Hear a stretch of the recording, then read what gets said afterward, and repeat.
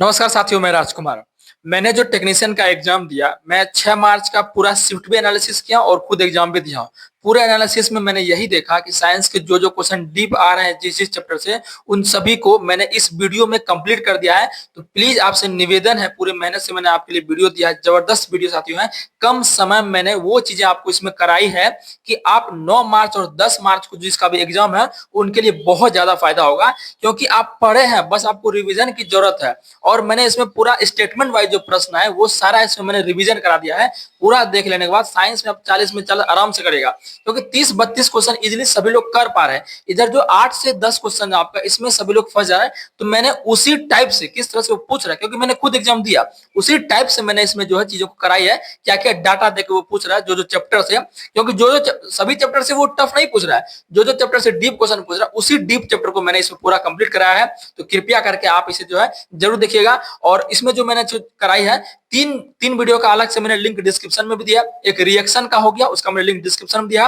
और एक स्पेशल कार्बनिक अभिक्रिया का अलग से पूछ रहा है। एक आपका जो अभिक्रिया होता है, जैसे कि आपका संयोजन, वियोजन, विस्थापन, द्विविस्थापन, अपघटन, उसी का हो गया। उपचयन, अपचयन, इसका तो हो गया ही, ये आपका पहला चैप्टर हो गया। एक अलग आपका कार्बनिक अभिक्रिया जो उससे पूछा है, उसमें मेरे से पूछा था, तो उसको मैंने भी अलग से कंप्लीट करा है। मैंने उसका लिंक भी डिस्क्रिप्शन दिया है। पहले आप ये पूरा देखना, फिर उसके बाद उसको देखना। बाकी अलैंगिक जनन से बहुत इजी आ रहा है, उसको मत करना, ठीक है, वो आप इसलिए बना सकते हो। तो जो जो मैंने इसमें कराया है वो उसको आप जरूर देख लो। और 2-3 वीडियो का लिंक डिस्क्रिप्शन में दिया है। इस वीडियो को देखने के बाद आप उसको 3 को जरूर देखना। ये मेरी, मैं पर्सनल आपको गाइड कर रहा हूँ वीडियो क्लास देने के साथ, ठीक है ना। तो आप इसे जरूर पूरा देखें, दोस्तों के पास जरूर शेयर करें, अभी समय है आपके पास, ठीक है ना। तो आप इसे जरूर पूरा देखें, ठीक है ना।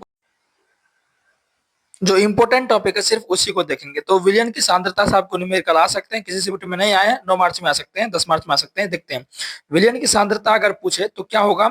ये विलयन की सांद्रता डायरेक्ट आप फॉर्मूला याद रख लीजिए, न्यूमेरिकल आना आना, विलय की मात्रा बटे विलयन की मात्रा। विलय की मात्रा आपको 20 ग्राम दे देगा या कुछ भी दे देगा, और आपको जो है विलयन की मात्रा मान लीजिए 100 ग्राम दे देगा। तो इस तरह से ये दोनों दे देगा, आप विलयन की सांद्रता निकाल सकते हैं।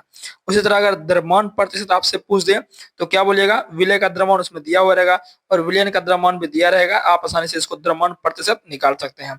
आयतन प्रतिशत पूछे तो इसके लिए सूत्र क्या ध्यान रखना है, विलय का आयतन बटे विलयन का आयतन गुना 100। द्रव्यमान आयतन प्रतिशत पूछे तो विलय का द्रव्यमान बटे विलयन का आयतन ml में गुना 100, ठीक है ना। बाकी ये ppm है, ये आपसे नहीं पूछेगा, ठीक है ना। फिर भी इसको याद रखिए, रख लीजिए। ये आप क्या होता है, पार्ट प्रति मिलियन, है ना। जो इसका क्या होता है, विलय का द्रव्यमान बटे विलयन द्रव्यमान गुणा 10⁻6। फिर भी इसको आप याद रख लीजिए ना। अब कोलाइड्स में देखते हैं, पहले समझते हैं निलंबन क्या होता है। निलंबन से प्रश्न आए हुए हैं मेरे शिफ्ट में। निलंबन आपका क्या होता है, ये एक विषमांगी मिश्रण का प्रकार है। निलंबन क्या है, विषमांगी मिश्रण का प्रकार है। विषमांगी मिश्रण क्या होता है, ऐसा मिश्रण जो कि पूरी, जिसमें कि विलय जो है पूरी तरह से ना घुले, उसके कण जो है स्पष्ट रूप से दिखते हैं। जैसे पानी में रेत घोल दिए, तो पानी में मिट्टी घोल दिए, तो मिट्टी जब घोलेंगे पानी में, रेत भी घोलेंगे, तो क्या वो दिखेगा, बिल्कुल साफ साफ दिखता है। तो वो क्या हो गया, विषमंगी हो गया। तो विषमंगी का एक प्रकार होता है निलंबन। ऐसे प्रश्न आपके बनेंगे, जो जो मैं बोल रहा हूँ वो ध्यान रखना है। ऐसे विषमंगी मिश्रण जिसमें विलय पदार्थ के कण घुलते नहीं है, बल्कि विलायक में निलंबित रहते हैं। विलायक का मतलब क्या होता है, पानी जिसमें जिसमें हम घोल रहे हैं। जैसे चीनी को हम किस में घोल रहे हैं, पानी में घोल रहे हैं, तो पानी आपका विलायक हो गया, क्योंकि पानी में घोल रहे हैं। और चीनी आपका विलय हो गया। जिसको घोल रहे हैं वो विलय होता है, जिसमें घोल रहे हैं वो विलायक होता है, ठीक है ना। अब निलंबन के गुणधर्म, यहीं से तो स्टेटमेंट वाला सवाल आता है। यहीं से बोल देगा कि निलंबन के बारे में क्या सही है क्या गलत है। इस तरह से प्रश्न फंसा फंसा के दे रहा है, जो कि बहुत सारे स्टूडेंट रिविजन नहीं किए हैं, पढ़े हुए हैं लेकिन रिविजन नहीं किए हैं, छोड़ दे रहे हैं। पहली बात, निलंबन क्या है, विषमांगी मिश्रण का प्रकार है। निलंबन के कण को आप आसानी से देख सकते हैं। निलंबन का मतलब क्या है मेरे भाई, आप जो पानी में मिट्टी या रेत बालू को घोले हैं, वो क्या है, एकदम उछल पुछल करते रहता है। या तो नीचे बैठ जाएगा या थोड़ा हिलाएगा तो उछल पुछल करते रहेगा, उथल पुथल करते रहेगा। तो वो उछल पुछल जो कर रहा है उसको बोलते हैं, वो जो है निलंबित हो गया। मिट्टी को घोल दिया पानी में, मिट्टी नहीं घुला, तो हम बोलेंगे मिट्टी निलंबित हो गया है, सस्पेंस हो गया, समझे बात को। तो वही बात है यहाँ पर। तो इसके कण को आंखों से देख सकते हैं, बिल्कुल देख सकते हैं भाई, घुला ही नहीं है। ये निलंबित कण प्रकाश की किरणों को फैला देते हैं, जिससे उसका मार्ग दृश्य हो जाता है। मैं देखिए ज्यादा नहीं बोलूंगा, बहुत वीडियो लंबा हो जाएगा, सिर्फ रिवीजन के लिए मैं बता रहा हूँ, ठीक है। बाकी ये सब मैं डिटेल में पढ़ाया हुआ है। इसके कण को शांत छोड़ देने पर, मतलब अगर कुछ भी नहीं हिलाया जाए, तो ये क्या करते हैं, नीचे की ओर बैठ जाते हैं। अर्थात निलंबन अस्थायी होता है। निलंबन क्या होता है, अस्थायी होता है। छनन विधि द्वारा इन कणों को मिश्रण से अलग किया जा सकता है, छान के इनके कणों को अलग कर सकते हैं। इसके कणों का आकार 10⁻⁻5 सेंटीमीटर से अधिक होता है। ये सेंटीमीटर हो गया। आप इसको ये भी ध्यान रख लीजिएगा, इसका कणों का आकार जो है वो आपका 100 नैनोमीटर से अधिक होता है। मेरे सीट में क्या पूछा था, मेरे सीट में पूछा था कि विलियन के कणों के आकार के, विलियन के कणों के आकार के बारे में क्या सही है। तो आपको पता है कि विलियन का अभी देखेंगे हम, फिर भी मैं पहले बोल देता हूँ आपको। विलियन के जो विलियन बोलिए या आप वास्तविक विलियन बोलिए, एक ही बात है। या समंगी विलियन, समंगी मिश्रण भी उसको बोल सकते हैं। तो विलियन का जो होता है 1 नैनोमीटर से कम होता है। तो विलियन का पूछा है, आगे आपका निलंबन का पूछ लेगा वो, ठीक है ना। तो निलंबन का 100 नैनोमीटर से ज्यादा होता है। सेंटीमीटर में 10⁻⁻5 सेंटीमीटर से ज्यादा होता है, ये याद रखिए। नैनोमीटर में ही देगा, इसको ध्यान रखिए, ठीक है ना। टिंडल प्रभाव की बात करें, टिंडल प्रभाव क्या होता है, कोलाइडी कणों द्वारा, कोलाइडी कणों द्वारा प्रकाश के प्रकीर्णन की घटना को टिंडल प्रभाव कहते हैं। समझ गए ना बात को। जैसे आप जब सुबह सुबह घर की खिड़की खोलेंगे तो घर की खिड़की से आपका रोशनी आता है ना, क्यों आता है, क्योंकि वो टिंडल प्रभाव के कारण होता है, ठीक है ना। और टिंडल प्रभाव में किसका यूज होता है, कोलाइडी कणों का, किसका, कोलाइडी कणों का, बस ध्यान रखिए। घने जंगलों में से सूर्य की किरणों को गुजरना, कोहरे में कार की लाइट बिखर जाना, ये सब टिंडल प्रभाव के उदाहरण है, ठीक है। अब थोड़ा ये चार्ट ध्यान रखना मेरे भाई, ये चार्ट से प्रश्न अभी नहीं आया है लेकिन 100% आएगा, है ना। चार्ट में ध्यान रखो कि एरोसोल, ये जो सभी है, ये सभी क्या है, ये सभी कोलाइड तंत्र है, ये सभी क्या है, कोलाइड तंत्र है। तो एरोसोल जो होता है, एरोसोल दो प्रकार का होता है। एक एरोसोल आपका हो गया कि द्रव गैस और एक होता है ठोस गैस। द्रव यानी कि देखिए, एक है यहाँ पर परीक्षित परीक्षित परीक्षित प्रावस्था, परीक्षित प्रावस्था एक तरह से आपका हो गया विलायक, सॉरी, परीक्षित प्रावस्था आपका क्या हो गया, परीक्षित प्रावस्था आपका विलय हो गया। और परिक्षेपण माध्यम आपका एक तरह से क्या हो गया, विलायक हो गया। यानी कि परीक्षित प्रावस्था को मिलाएंगे परिक्षेपण माध्यम में, ठीक है ना। तो द्रव को अगर गैस में मिला रहे हैं, द्रव को अगर गैस में मिला रहे हैं, जो कोलाइड तंत्र बनेगा, उस कोलाइड तंत्र का नाम क्या बनेगा, एरोसोल। और इसका उदाहरण क्या है, कोहरा, बादल, कुहासा। उदाहरण है तो पूछ लेगा आपसे, इसी में तो लड़का फंस जाता है, समझ गए ना। ये सब तो कट ऑफ कम कराएगा, समझ रहे ना बात को। तो द्रव जो है, द्रव को अगर गैस में मिलाना है तो एरोसोल बन जाएगा। और इसका उदाहरण क्या हो गया, कोहरा, बादल, कुहासा। कोहरा, बादल, कुहासा, कोहरा, बादल, कुहासा एरोसोल का प्रकार है। और इसमें क्या करते हैं, इसमें क्या करते हैं, द्रव को गैस में मिलाते हैं, समझ गए बात को ना। और दूसरा एरोसोल की बात करते हैं, इसमें ठोस को गैस में मिलाते हैं। इसमें क्या करते हैं, ठोस को गैस में मिलाते हैं। और इसका उदाहरण क्या हो गया, उदाहरण क्या हो गया, धुआं हो गया, स्वचालित वाहन का निथार जो निकल रहा है, बहुत बेकार चीज जो उसके वाहन का निथार निकल रहा है ना। तो धुआं, स्वचालित वाहन का निथार, ये कोलाइड, किस कोलाइड तंत्र का उदाहरण है, एरोसोल का उदाहरण है। बोलेगा एरोसोल में परीक्षित परावस्था क्या है, परीक्षित परावस्था आपका ठोस है, परीक्षेपण माध्यम क्या है, गैस है। समझ गए ना बात को। अगर हम बात करें फॉर्म की, तो फॉर्म में क्या होगा, ये गैस और द्रव का है। और इसमें क्या है, इसमें आपका उदाहरण क्या है, सेविंग क्रीम। ये भी ध्यान, सिर्फ सभी आपको ध्यान रखना पड़ेगा, समझ रहे हैं। उस जगह की फॉर्म में परीक्षेपण माध्यम क्या है, परीक्षेपण माध्यम द्रव है, परीक्षित प्रावस्था क्या है, गैस है। समझ रहे हैं बात को। इमल्सन की बात करें, इमल्सन को हिंदी में पायस भी कहते हैं, क्या कहते हैं, पायस भी कहते हैं। इसमें तो द्रव द्रव का है, इसमें क्या है, तो इजी है, द्रव द्रव दोनों ही, तो काफी इजी है। दूध और फेस क्रीम उदाहरण है इसका। बोलेगा कि दूध और फेस क्रीम किसका उदाहरण है, तो इमल्सन का उदाहरण है। इमल्सन में क्या क्या है, परीक्षित प्रावस्था द्रव है और परीक्षेपण माध्यम में द्रव है। सोल की बात करें, सोल आपका जो है एक कोलाइड तंत्र है। इसमें सोल में क्या होता है, ठोस द्रव होता है। क्या होता है, परीक्षित प्रावस्था ठोस, परीक्षेपण माध्यम द्रव होता है। और इसका उदाहरण क्या है, मैग्नीशिया मिल्क कीचड़। मैग्नीशिया मिल्क कीचड़ जो है, ये किसका उदाहरण है, सोल का उदाहरण है। और इसमें क्या है कि आपका जो है ठोस द्रव है, ठीक है ना। वही बात करें फॉर्म की, देखिए फॉर्म दो आ गया, एक फॉर्म सेविंग क्रीम है और एक फॉर्म आपका जो है rubber, sponge, pumice. Rubber, sponge, pumice, इसमें क्या है, गैस, यानी गैस को ठोस में मिलाया जाता है, गैस को ठोस में मिलाया जाता है। और उसमें क्या था, गैस को द्रव में मिलाया जाता है, समझ रहे बात को। तो ये मैग्नीशिया मिल्क कीचड़ होगा। अगर हम बात करें जेल का, इसमें द्रव को ठोस में मिलाया जाता है, जेली, पनीर, मक्खन हो गया, ठीक है ना। अब बात करते हैं फिर लास्ट वाला आपका ठोस ठोस। ठोस ठोस का जो इसको क्या बोलेंगे, ठोस बोलेंगे। रंगीन रत्न पत्थर, दूधिया कांच, ये इसके उदाहरण है। तो ये आपको ध्यान रखना है। अब चलते हैं नेक्स्ट इंपोर्टेंट टॉपिक इसका, ठीक है ना। टिंडल प्रभाव मैंने आपको बता ही दिया है। अब थोड़ा पढ़ लेते हैं कोलाइडी कणों के गुणधर्म। इसमें भी ये स्टेटमेंट वाइज दे सकते हैं। कोलाइडीकरण के बारे में आपको स्टेटमेंट वाइज दे देगा कि कोलाइडीकरण के बारे में क्या सही है। सबसे पहली नंबर बात कि ये भी क्या है, विषमांगी मिश्रण का प्रकार है। निलंबन भी विषवांगी मिश्रण होता है। इसके कणों का आकार इतना छोटा होता है कि हम नग्न आंखों से नहीं देख सकते, बहुत छोटा होता है। कोलाइड इतने बड़े होते हैं कि प्रकाश की किरण को फैलाते हैं, उसके मार्ग को दृश्य बनाते हैं। इसके कणों को अपकेंद्रीकरण विधि द्वारा अलग किया जा सकता है। इसके कणों का आकार क्या होता है, 10⁻⁻7 से 10⁻⁻5 सेंटीमीटर के बीच में होता है, ठीक है। बाद में वो भी मैं आपको बताऊंगा। ये थोड़े से क्या होता है, अस्थायी होते हैं। ये थोड़े से क्या होता है, अस्थायी। निलंबन क्या होता है, अस्थायी। निलंबन को भी देखें ना, अस्थायी। लेकिन ये थोड़े से क्या होता है, अस्थायी होते हैं। ये ब्राउनी गति दर्शाता है। ब्राउनी गति मतलब टेढ़ी मेढ़ी गति दर्शाते हैं, ठीक है ना। अब समझते हैं यहाँ पर वास्तविक विलयन। मैंने बता ही दिया था लेकिन फिर भी बता देता हूँ। वास्तविक विलयन क्या है, वास्तविक विलयन को सिर्फ विलयन भी बोला जाता है या समांगी मिश्रण भी बोला जाता है। समझ गए ना बात को। दो या दो से अधिक पदार्थों का समांगी मिश्रण होता है। जैसे चीनी पानी क्या है, विलयन है, एक वास्तविक विलयन है, समांगी मिश्रण है। सिंपल विलयन बोल दो आप। नमक पानी वास्तविक विलयन है। इसके गुण देखते, गुण ही पूछ देगा आपको। यह एक समांग मिश्रण होता है। वास्तविक विलयन क्या, समांग मिश्रण होता है।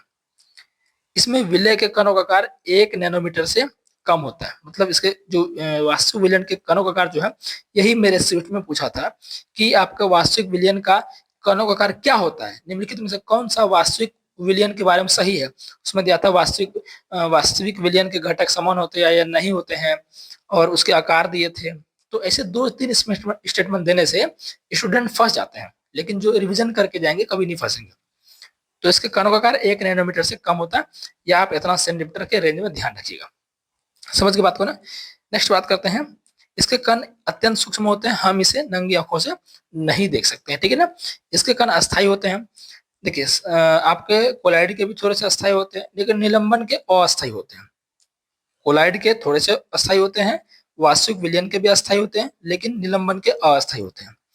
इसके कण प्रकाश को प्रकीर्णित नहीं करते। प्रकीर्णित मतलब प्रकाश को फैलाने की क्षमता वास्तविक विलयन के कणों में नहीं है।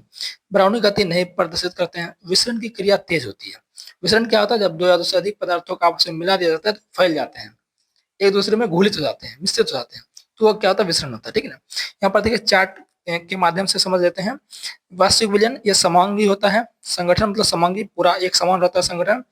कोलाइडल विलयन क्या है, विषमांग होता है, मतलब संगठन एक समान नहीं होता है, और इसका संगठन भी सेम होता है। मतलब कोलाइडल विलयन निलंबन, चूंकि कोलाइड विलयन निलंबन दोनों किसका प्रकार है, विषमांग का ही तो प्रकार है। फिल्टर पथ से गुजर जाता है वास्तविक विलयन। फिल्टर पथ से गुजर सकता है, तो ये भी गुजर जाएगा, ये आपका नहीं गुजरेगा। विलय के कणों का आकार जो है 10⁻⁻8 से व्यास, वही रेंज में 10⁻⁷ या 10⁻8 आप बोल सकते हैं, ठीक है ना। और 1 नैनोमीटर, देखिए नैनोमीटर वाला ज्यादा याद रखिए। वास्तविक विलयन का कणों का आकार 1 नैनोमीटर से छोटा होता है। कोलाइडी विलयन के कणों का आकार जो है, आप रखिए कि कोलाइडी विलयन कणों का आकार जो है, इसका आप नैनोमीटर में अगर लिखना चाहें, ये आपका हो जाएगा 1 नैनोमीटर से लेकर 1000 नैनोमीटर के बीच, ठीक है ना। कोलाइडी विलयन जो है 1 नैनोमीटर से लेकर 1000 नैनोमीटर के बीच इसके कणों का आकार हो सकता है, ठीक है ना। और निलंबन का तो उससे ज्यादा होगा। निलंबन का 1000 नैनोमीटर से ज्यादा बोल सकते हैं। कभी देखिए ऑप्शन इसमें चेंज चेंज करके दे सकता है। कहीं कि आपको 1000 नैनोमीटर से अधिक ही मिलेगा, कहीं कहीं मिलेगा 100 नैनोमीटर से अधिक मिलेगा, ठीक है ना। तो ये दोनों ध्यान रखिएगा, लेकिन इतना ध्यान रखिएगा कि वास्तविक विलयन के कणों से थोड़ा सा बड़ा ही होगा वो। कोलाइड का कण तो निलंबन का सबसे बड़ा होगा। समझ गए ना बात को, ये पूछ रहा है। तो इतना ही बस आपको क्या करना है, इससे ज्यादा क्वेश्चन आ रहा है विलियन से, बस इतना ही आपको जो है रिवीजन करना था, ठीक है। अब नेक्स्ट हम देखते हैं। अब आप थोड़ा सा ये भी देख लो, ये भी इंपोर्टेंट मुझे लग रहा है, ये भी आ सकता है कि आसवन विधि द्वारा किस चीज को अलग किया जाता है। तो आसवन विधि द्वारा जो ध्यान रखिएगा कि दो घुलनशील द्रव, कोई दो द्रव है जो घुलनशील है, उसको अलग किया जा सकता है आसवन विधि द्वारा। लेकिन क्या बोलते हैं, उसके जो दोनों द्रव है, जैसे मान लीजिए ए द्रव है, बी द्रव है, तो इन दोनों द्रव आपस में मिले हुए हैं, इन दोनों द्रव को हमें अलग करना है। तो कैसे कर सकते हैं, कंडीशन क्या है कि उनके इनका क्वथनांक और इनका क्वथनांक दोनों के बीच का जो डिफरेंस है 25K रहना चाहिए, 25K से अधिक रहना चाहिए। 25 केल्विन से जो टेम्परेचर है, ए का क्वथनांक और बी का क्वथनांक, इनका जो क्वथनांक का अंतर है 25 केल्विन से अधिक होना चाहिए। तो उनको हम आसवन विधि से सेपरेट कर सकते हैं दोनों को। जैसे कि पानी और एसीटोन है, पानी एसीटोन आपस में घुल जाते हैं, तो मेरा मन हुआ कि इन दोनों को अब अलग किया जाए। तो कैसे अलग करेंगे, हम इसको करेंगे आसवन विधि से अलग। तो आसवन विधि से अलग करने के लिए कंडीशन क्या है कि भाई उन दोनों के क्वथनांकों का अंतर भी 25 केल्विन से ज्यादा होना चाहिए। तो ऑब्वियसली है, देखिए 100 डिग्री सेल्सियस पानी का क्वथनांक होता है, और एसीटोन का आपका 56 डिग्री सेल्सियस होता है। तो डिफरेंस कितना है, डिफरेंस देखिए आपकी 44 डिग्री सेल्सियस का डिफरेंस है। तो अब बोलेंगे सर यहाँ 25 केल्विन है, यहाँ 44 सेल्सियस है, सेल्सियस है, तो भाई केल्विन में जब इसको बदलेंगे तो फिर भी उतना ही आएगा, उसी के अकॉर्डिंग वो चलता है, ठीक है ना। तो ये आपका ध्यान रखना। कंडीशन क्या ध्यान रखना, कंडीशन भी ध्यान रखिए, 25 केल्विन से अधिक होना चाहिए, क्योंकि स्टेटमेंट वो दे देगा, बोलेगा आसवन विधि के बारे में क्या सही है, ऐसा ही तो पूछ रहा है, मैं बार बार बोल रहा हूँ इस बात को, ठीक है ना। चलिए, एक और आता है प्रभाजी आसवन। इसमें क्या है, इसमें जो आपको इसमें क्या है कि जो दो अधिक घुलनशील द्रव है, प्रभाजी आसवन में क्या है, फ्रैक्शनल डिस्टिलेशन, वो भी दो घुलनशील द्रव था, ये भी आपका क्या है, ये भी आपका घुलनशील द्रव है, और ये भी प्रभाजी आसवन में घुलनशील द्रव है। बस अंतर क्या है, उसमें जो 25 केल्विन से तापमान अधिक होना चाहिए आसवन विधि में, जैसे हमने देखा एसीटोन और पानी में, एसीटोन का 56 डिग्री सेल्सियस होता है, और प्रभाजी आसवन में किस दो विलयनों को अलग करते हैं, घुलनशील विनियल को ही अलग करते हैं, लेकिन टेम्परेचर 25 केल्विन से कम होना चाहिए। जैसे पेट्रोलियम का जो उत्पाद है, पेट्रोलियम के उत्पाद जैसे डीजल, केरोसिन, पेट्रोल, ये सब क्या है, पेट्रोलियम के उत्पाद है। तो इन सबको अगर अलग करना है, इस सबको अलग करना है, डीजल को अलग करना है, पेट्रोल को अलग करना है, केरोसिन को अलग करना है, तो प्रभाजी आसवन विधि से कर सकते हैं, ठीक है ना। चलिए, बस इतना ही आपको जो ध्यान रखना है। अब कोशिका वाला चैप्टर थोड़ा देख लेते हैं। कोशिका वाले चैप्टर में मेरे सीट में जो प्लाज्मा झिल्ली का कार्य पूछ लिया था, प्लाज्मा झिल्ली है जिसको आप कोशिका झिल्ली भी बोलते हैं, उसका कार्य क्या था, तो मैंने आपको बहुत चिकर चिकर के पढ़ाया है इस एनसीईआरटी वाले में कि इसका काम क्या होता है। कोशिका झिल्ली के बाहर कुछ भी अंदर आ रहा है या बाहर जा रहा है, इसको ये देखभाल करता है कि भाई कोशिका के अंदर क्या आना जरूरी है, क्या जाना जरूरी है, ये सब देखभाल करता है प्लाज्मा झिल्ली। तो यही ऑप्शन में था, मैंने मारा था, लेकिन लास्ट जो हमने यहाँ पर लिखा हुआ है, लेकिन मैं आपको पूरा एक बार पढ़ देता हूँ। ये क्या है, कोशिका की बाहरी परत है, ये क्या करती है, घटकों को बाहरी पर्यावरण से अलग करती है, यह कुछ पदार्थों को अंदर अथवा बाहर आने जाने देती है, या अन्य पदार्थों की गति को भी रोकती है, इसलिए इसे वर्णात्मक पारगमन झिल्ली या चयनात्मक पारगमन झिल्ली कहते हैं। क्वेश्चन आपको जैसा पूछ रहा है, मैंने देखा है, वो आपको ऐसे ही पूछ सकता है, क्योंकि पूछा हुआ ऐसा इस टाइप से पूछा हुआ है। ये पूछ देगा कि प्लाज्मा झिल्ली को चयनात्मक पारगमन झिल्ली कहा जाता है, इसको कौन सा स्टेटमेंट सही रूप से स्पष्ट करता है, ऐसे पूछ सकता है आपको वो, समझ गए ना बात को। तो अगर ऐसे क्वेश्चन दे दे कि प्लाज्मा झिल्ली को चयनात्मक पारगमन झिल्ली कहते हैं, इसको कौन सा कथन सही रूप से वर्णन करता है, तो क्या बोलेगा, उसमें बोलेगा क्योंकि प्लाज्मा झिल्ली क्या करती है, कोशिका के अंदर कौन सा चीज आएगा, कौन सा चीज जाएगा, इस चीज का चयन करती है, इसीलिए उसको चयनात्मक पारगमन झिल्ली कहते हैं। समझ गए ना बात, ध्यान रखिएगा। कोशिका झिल्ली किसकी बनी होती है, तो लिपिड और प्रोटीन की बनी होती है। और कोशिका में पदार्थों की गति जो है, कोशिका में पदार्थों की गति होती है, वो किस प्रक्रिया के तहत होती है, विसरण प्रक्रिया के तहत। किस प्रक्रिया के तहत, विसरण, जिसको डिफ्यूजन भी बोलते हैं। जल के अणुओं की गति जब वर्णात्मक पारगमन झिल्ली द्वारा होती है, तो उसे क्या कहते हैं, परासरण कहते हैं। परासरण क्या होता है, जब जल की गति अर्ध पारगम्य, मतलब जब जल की गति वर्णात्मक पारगम्य झिल्ली द्वारा हो तो उसे परासरण कहते हैं। समझ गए ना बात को। यह लचीली होती है, इसका ये गुण एक कोश के जीवों में कोशिका के बाहरी पर्यावरण से भोजन तथा अन्य पदार्थ ग्रहण करने में सहायता करता है। किसकी बात कर रहा हूं मैं, कोशिका झिल्ली की ही बात कर रहा हूँ। कोशिका झिल्ली लचीली भी होती है, और इसका तो ये गुण है लचीले का, कुछ एक कोश के जीवों में है, कुछ एक कोश के जीवों में ये फायदे का कार्य करता है। क्या फायदे का कार्य करता है, कि कोशिका के बाहरी पर्यावरण से भोजन तथा अन्य पदार्थ ग्रहण करने में सहायता करता है। समझ गए ना बात को। चलिए और कुछ पढ़ते हैं इस बारे में। हाँ, अमीबा जो है इसी तरह अपना भोजन, अच्छा हाँ, एक बात ध्यान रखिए, अमीबा जो है विसरण प्रक्रिया के तहत ही भोजन करता है, और उस प्रक्रिया को कहते हैं एंडोसाइटोसिस। क्या कहते हैं, एंडोसाइटोसिस कहते हैं। ध्यान रखिए बात को, ठीक है ना। अब कुछ देखते हैं, क्वेश्चन पूछ देगा कि अल्प पराशरित दाबी विलयन में अगर जंतु कोशिका को रखा जाए या किशमिश को रखा जाए, जंतु कोशिका में पादप कोशिका को रखा जाए तो क्या होगा। तो ध्यान रखिएगा कि इसमें क्या होगी, कोशिका फूल जाएगी, बस इतना ही ध्यान रखिए। अल्प पराशरणी दाब विलयन में कोशिका क्या होगी, फूल जाएगी, क्या होगी, फूल जाएगी। और सम पराशरणी में ना कोशिका फूलेगी ना पचकेगी, ठीक है ना। फिर मैं इसको पढ़ देता हूँ अल्प पराशरणी दाब विलयन को। यदि कोशिका को तनु विलयन वाले माध्यम अर्थात जल में शक्कर या नमक कम और जल ज्यादा हो रखा जाए, तो जल पराशरण विधि द्वारा कोशिका के अंदर चला जाएगा और कोशिका फूल जाएगी, ठीक है ना। तो ये बात ध्यान रखिएगा। संपराशरी में कुछ भी नहीं होगा, क्योंकि संपराशरी में बाहरी विलयन और कोशिका का विलयन क्या होता है, समान होता है। अति पराशरणी दाब विलयन में रखा जाए तो इसमें कोशिका क्या होगी, इसमें कोशिका क्या होगी, इसमें कोशिका आपके क्या होगी, पचक जाएगी। इसमें क्या कोशिका आपके पचक जाएगी, ठीक है ना। तो अल्प पराशरणी में कोशिका फूलेगी, सम पराशरणी में कोशिका जैसे की तैसी रह जाएगी, क्योंकि दोनों तरफ का सांद्रता क्या है, बराबर है। अति पराशरणी में क्या होगी, कोशिका पचक जाएगी, ठीक है। मैं रिवीजन बस मेरे भाई आपको करा रहा हूँ, समझ गए बात को ना। एक कोशिकीय अलवणीय जलीय जीवों तथा अधिकांश पादप कोशिकाओं पराशरण द्वारा जल ग्रहण करते हैं। तो देखिए क्या ध्यान रखना है, एक कोशिकीय अलवणीय जलीय जीव, अधिकांश पादप कोशिका, किसके द्वारा जल ग्रहण करते हैं? परासरण विधि द्वारा ही जल ग्रहण करते हैं, ध्यान रखिए, ठीक है ना। पौधों के जड़ों द्वारा जल का जो अवशोषण होता है वो किसके कारण होता है?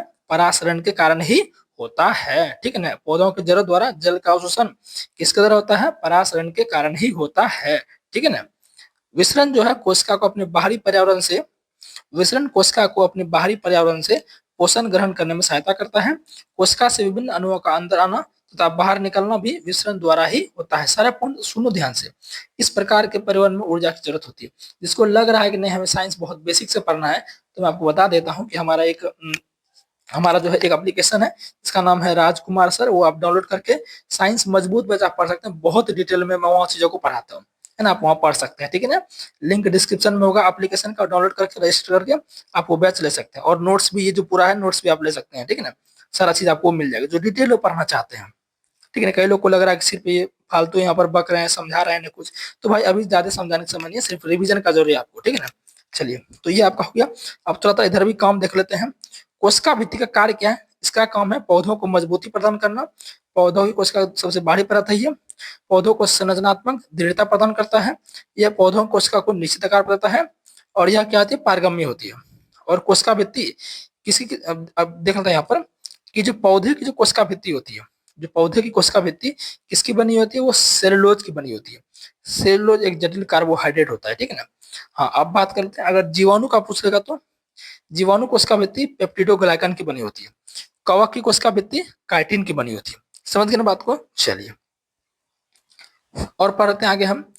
जब किसी पादप कोशिका में परासरण द्वारा जल की हानि होती है, जब किसी पादप कोशिका द्वारा जब किसी पादप कोशिका में परासरण द्वारा जल की हानि होती है, तो कोशिका झिल्ली एवं कोशिकाओं संकुचित हो जाते हैं। मतलब क्या हो गया? पचक जाएंगे। संकुचित मतलब पचक जाएंगे। obvious सी बात है, जब किसी कोशिका से पानी निकल जाएगा मतलब जीव द्रव सूख जाएगा, तो कोशिका क्या होगी? संकुचित हो जाएगी, पचक जाएगी। तो इस घटना को क्या कहते हैं? इस घटना को कहते हैं जीव द्रव्य कुंचन, या इसी को इंग्लिश में प्लाज्मोलिसिस कहते हैं। क्या कहते हैं? प्लाज्मोलिसिस भी कहते हैं। इसी चीज को ध्यान रखिएगा, ठीक है ना। चलिए, तो वही चीजें मैंने यहाँ पर लिखी हुई है। केवल जीवित कोशिकाएं में ही परासरण द्वारा जल अवशोषण की क्षमता होती है, ना कि मृत कोशिकाओं में, ठीक है। चलिए, तो इतना हो गया आपका। अब बात करते हैं अब बात करते हैं अब थोड़ा सा इधर केंद्रक। केंद्रक का कार्य क्या है? केंद्रक का कार्य आपका क्या है कि यह मध्य अंडाकार डॉट की तरह संरचना होती है। ये इसकी मतलब दिखावट है, मतलब कैसे ये होती है। और इसका काम जो होता है, कोशिका के अंदर जितने भी अंग है, चाहे लाइसोसोम हो, तारक काय हो, और आपका गोल्गी उपकरण हो, ईआर हो, सभी को कंट्रोल करना है ना, सभी को निर्देश देना, तुम ऐसे करो, वो कैसे करो, ठीक है ना। इसका ये काम होता है। बाकी इसके बारे में डिटेल क्वेश्चन आपका आ सकता है स्टेटमेंट वाइज, तो देख लेते हैं। सारा पूरा पॉइंट हमने लिखा हुआ है। इनके चारों ओर दोहरे परत का एक स्तर होता है जिसे केंद्रक झिल्ली कहते हैं, ठीक है ना। केंद्रक झिल्ली में छोटे छोटे क्या होते हैं? छिद्र होते हैं, जिसे हम क्या कहते हैं? केंद्रक छिद्र कहते हैं, ठीक है। एक ही बार में पढ़ूंगा। केंद्रक छिद्र केंद्रक के अंदर का कोशिका द्रव केंद्र के बाहर जा पाता है। मतलब केंद्रक छिद्र केंद्रक तथा कोशिका द्रव के बीच पदार्थों का आदान प्रदान की सुविधा उपलब्ध करता है।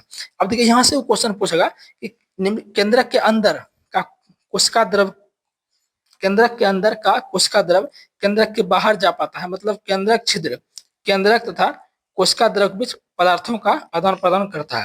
यानी केंद्रक छिद्र जो है ना, देखिए क्वेश्चन कैसे आएगा कि निम्नलिखित में से कौन कोशिका द्रव और केंद्रक के बीच पदार्थों का आदान प्रदान करने में मदद करता है? जैसे देखिए, थोड़ा सा बताता हूँ। ये हो गया आपका कोशिका, ये हो गया केंद्रक, और ये कोशिका झिल्ली हो गया।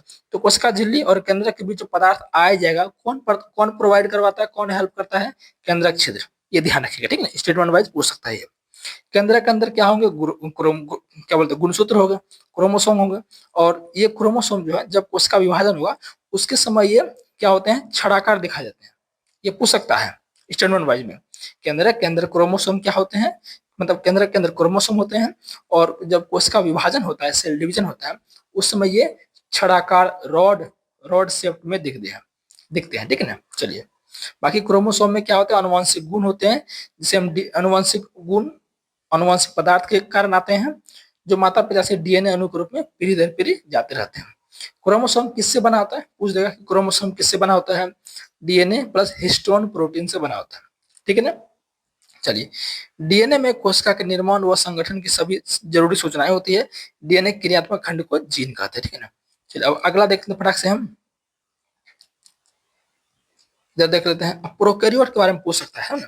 प्रोकैरियोट को ध्यान रखिएगा कि प्रोकैरियोट के पहले ध्यान रखिए इसकी कोशिका का आकार होता है जीरो से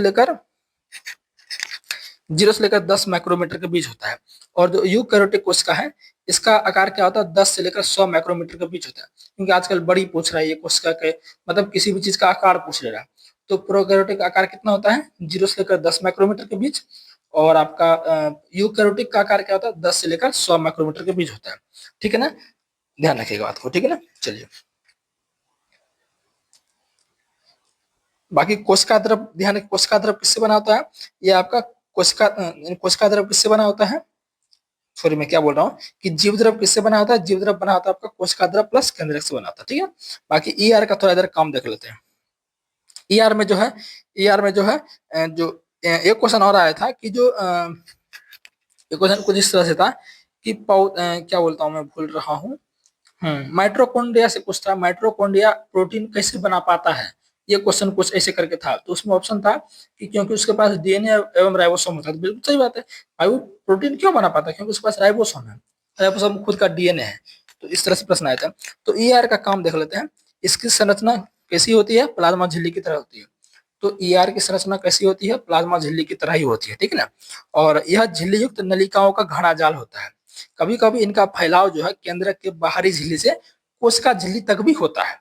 ठीक है, और यह ई आर जो है दो प्रकार के होते हैं, एक होते हैं आर ई आर जिसको बोलेंगे रफ एंडोप्लाज्मिक रेटिकुलम, एक होते हैं एस ई आर जिसको बोलेंगे स्मूथ एंडोप्लाज्मिक रेटिकुलम, यानी कि चिकनी अंत प्रद्रव्य जालिका।